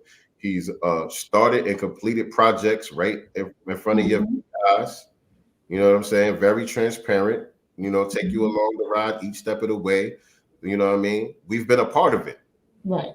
We've been a part of it. We've seen it could go from idea to the marketplace. Right. You know what I'm saying? And so that's a powerful thing. And that's the reason why even when we do the Black Business Showcase, I always encourage people to do that. You know what I'm saying? When you're creating content, show people your process, show people what goes on behind the scenes, some of the mistakes that you make, like share it all. Don't just make your Instagram be a highlight reel of all of your wins. You got to take people through the process, because then people feel like they're a part of it, and you got people on your team that's going to rock with you. You know what I'm saying? So that's an important part of doing business, and he's a businessman. Exactly. You know what I mean? A lot of the negativity comes from jealousy. Is from what I'm gathering in a lot of these spaces, because it's a lot of pocket watching Negroes that have never built anything, you know. And so because he is an educator, he is a builder, you know what I'm saying? It's something that like other men, I find it just sad that they look down on a brother who says out his own mouth, you know, I don't have no high school diploma, you know, I don't have a college degree, but I know how to get out here and get this paper, and I'm also going to teach y'all how to get this paper, you know. And he has, you know, helped a lot of people, you know, with information on how to get paper, how to hustle, etc. And that's what bugs them. He's so successful. He has so much influence. You have people with a space today that's supposed to be about FBA and the lineage, but they're talking about the museum. If you didn't donate, why the fuck you worried about it? You didn't lose nothing if you didn't donate. If you didn't believe in it, then I would suspect or expect that you did not donate to it. So why are you worried about it? Like these people, it's a lot of jealousy going on with this Right. guy. Absolutely. Absolutely. And, you know, they try to use, you know, they try to take positive things that people are doing and make it something negative. They try to use that as like a diss or something. I appreciate that, Danielle Witten. I appreciate that because again, a lot of people will look at what we're doing here, and we say it outright. Listen, we're not the master teachers. We're signal boosters of the voices of the Black media, right? And a lot of people will look at what we're doing and say, "Oh, we groupies," or you know, we lackeys, or we, you know, we Tariq's, you know, fan club or something like that. You know what I'm saying? They try to paint it that way, and I don't pay that shit no mind because, like the sister just said, we are just taking up bricks to help build. You know what I mean? We understand what needs to be done, and we're doing what's within our power to contribute to what needs to be done. You know what I'm saying? So everybody got their part to play. Everybody got their lane to get in. Be also clear. The ADOS leaders, you know, they can't show us anything that they built. Failures. I'm just saying. I'm just saying. You know what I'm saying? Show me something. What brick have they laid and built up with? All I do is hear a bunch of talking, but I don't see a lot of building. What are they really doing for the community? Because you know, let's be clear. His track record also has been helping. His track record has also been paying for people funerals, getting people out of jail. Some of the master teachers, he's paid for their burials. You know, a lot of people want to shout out Darren Seals. You know, our brother Darren Seals, our brother. But when it came to burying him, Tariq was the one who stepped up to his family. You know what I'm saying, and made sure that brother had a proper burial. Right, this is true. This is true. And so we acknowledge the hate for what it is, but we're not going to just ignore it. We got to shine a light on a lot of the shit that's going on out here in order to clear up the confusion. We can't have confusion. We need clarity. Confusion. We can't have confusion. These people are confused. The coon fusion. The coon fusion. Yes, indeed. So yeah, this was a good build. This was a necessary build.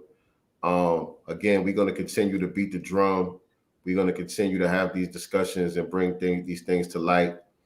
You know what I mean? And do our part.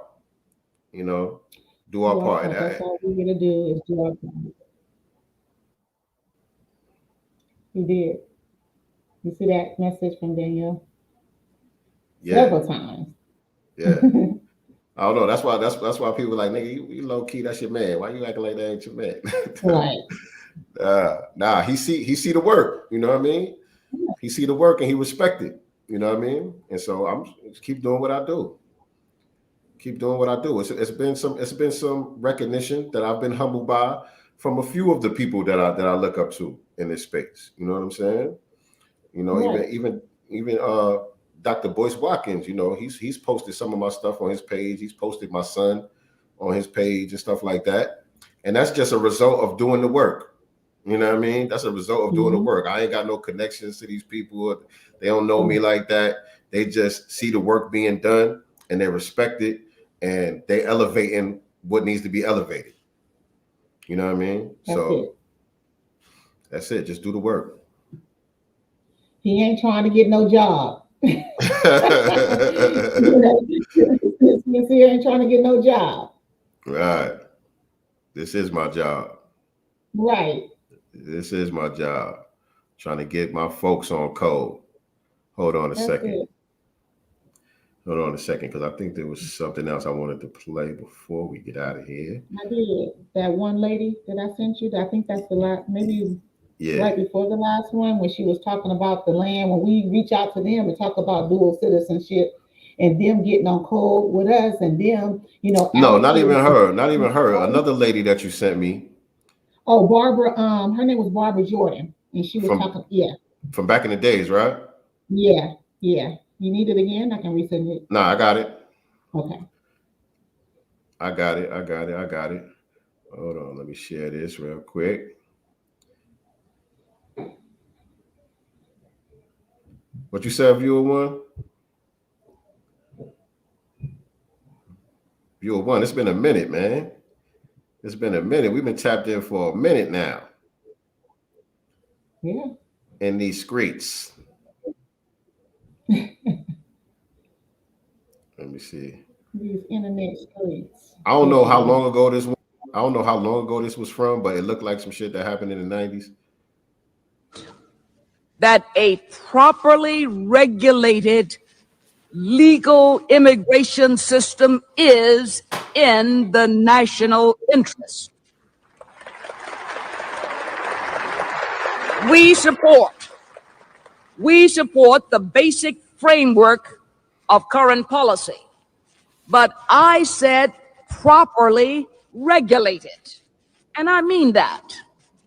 Immigration is not a right guaranteed by the U.S. Constitution to everyone anywhere in the world who thinks they want to come to the United States. Immigration is a privilege. It is a privilege granted by the people of the United States to those we choose to admit. But this is not a mere that a properly. Now who is that sister, Nasty? Her name is Barbara Jordan. You know anything about her? I don't know a lot about her, but I saw that video and I love what she was talking about. It's a privilege, not a right. We don't owe you nothing. It's privilege. Right. Let me see if I can find something real quick. Let me see if I can find something real quick. Well, Barbara Jordan, she was an American lawyer, educator, a politician who was a leader in the civil rights movement, a Democrat. She was the first African American elected to Texas Senate after Reconstruction and the first Southern African American woman elected to the United States House of Representatives. Okay, so it sounds like she's FBA. Yeah. Sounds like she's FBA. And I'm just looking to see if I can see anything about her parents. I'm looking too. All right. And hit the like button, family. Hit the like button. Make sure you're subscribed to the channel. Share this out on your social media platforms. All of that good stuff. Oh, yeah. I'm looking at her parents here. Born in Houston, Texas, 5th Ward. Yeah, her parents from Texas, too. Yeah. So this is an FBA woman, right? Mm-hmm. And so I like what she's saying for a couple of reasons. Like you said, she's pointing out the fact that it's a privilege and not just a right automatically. You know what I'm saying? For people to be able to just come over here and benefit and receive unearned benefits, as Dr. Claude Anderson so eloquently has been pointing out for years now. So that's one part of it, right? But the other part of it is, as a foundational Black American, she is also advocating at the same time for people to have the opportunity to benefit off of what we built, as long as they go about it properly. And she's doing so by pointing out to the American government, she's pointing out to the system here of how this can benefit the overall government, how this will be a benefit and an asset to the United States if we allow for some form of immigration, as long as it's done properly and people are going about it the right way, right? So she's checking the immigrants on their privilege, on their sense of entitlement. She's checking them, but at the same time, she's advocating for the ones who are genuine and who will be beneficial, or who will feel like should be beneficial to us as a group and to the United States government as a whole. So this is just proof, more proof that how foundational Black Americans have always been caping for everybody under the goddamn sun. Rolled out the red carpet. Now, play the video of their people. Right. Right. Right. Hold on. Okay. Good point. Good point. Yeah, Now I am going to play the other girl. So this is a good segue into, how we're treated. Yeah. So that's what our people say. Our people is trying to make a way for people to be able to come over here and have an opportunity. But what happens in reverse? What's the inverse of that? When we say, well, hey, how about we have the ability to come over there and get something popping? Right? What do we get? Smoke. We get smoke. Okay. There we go. There we go. We get this type of shit here. So my last point would be, if you're out there and you think you need to be given free land in Africa, shame upon you. This is my camera. Shame upon you. You should be ashamed of yourself. A big man, a big woman like you wants free land, free things. I'm sorry. You should be ashamed. Basically, you should be ashamed. If you want to buy the land, come and buy the land like any other person. That no one is giving me free land. I am pressed. I also want a free land, but you see me out here crying about it. No. So my last. So y'all should be ashamed of fleeing your homelands to come over here and get United Negro College funds and DACA plans and all type of shit. Unearned benefits that y'all receive when y'all get over here. Y'all should be ashamed. Big woman like you, right? Big woman like you want free stuff. You know what I mean? So y'all can't be mad. Y'all can't be mad at the point that we've come to where we letting y'all hold y'all own nuts. It is what it is. That need to be a clip all by itself so folks can share viral material, especially during Black History Month. She's a notable historic figure. Absolutely. Shout out to Danielle. Danielle know what's going on out here. I think Nicely Girl got it on her page, so you can share that joint out. Make sure you guys are following us on all social media platforms. I'm at Sincere Love to God. My co-host is at Nicely Girl with the #1 on Instagram, without the #1 on all other social media platforms. And stay tapped in with us. Again, make sure you are subscribed to this channel. Make sure that you click that notification bell. We go live each and every Sunday at 7 p.m. Eastern Standard Time, 5 p.m. Pacific Time, where we chop up game just like we did here tonight. On Wednesdays and Thursdays, we have the Black Business Showcase, where we bring on entrepreneurs and business owners from all different types of industries and get some good game and knowledge about what it is and what it means and how it's done to starting, running, scaling your Black business. And that's how we do it, family. So stay tapped in with us and stay in tune with whatever else we may have coming, individual projects and things of that nature. Me and my brother RP are working on a new music project as well. Make sure y'all check out on my Instagram page, check out the performance I did last night out here in Atlanta. Shout out to the family down there on the West End. Had a good time with the Black family out there. Put on a dope performance. Again, y'all can check that out on my page as well. Some other things I'm working on too. So again, stay tapped in so you'll know exactly what's going on. You'll know exactly what's going on with us. What else? Anything else, Nicely Girl? Nope, I have nothing. Other than Black Business Showcase this Wednesday. We will have our brother Rory Douglas spitting some hot fire. I don't know if anybody follow him. I suggest you do, because he gives so much great information I'm super excited to have him on this Wednesday. Rory Douglas will be on the Black Business Showcase this Wednesday. Make sure you guys are tapping in with us at 5 p.m. Pacific Standard Time, 8 p.m. Eastern Standard Time here on the Godcast on YouTube. Right. And I want y'all to follow that brother now.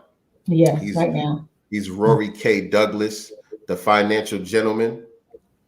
He gives a lot of good game about business, about finances, about taxes, about all of that good stuff. He's very good at his content is very clear. You can get good information just by following him.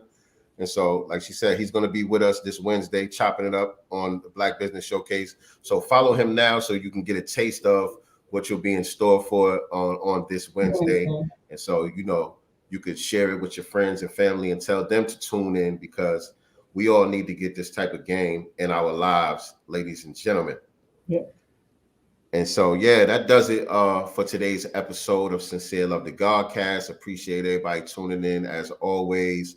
If you're watching this on the replay, we appreciate you as well. If you're watching us on one of the other platforms, whether it's Facebook or Twitter, please make sure that you head on over to the YouTube channel and subscribe.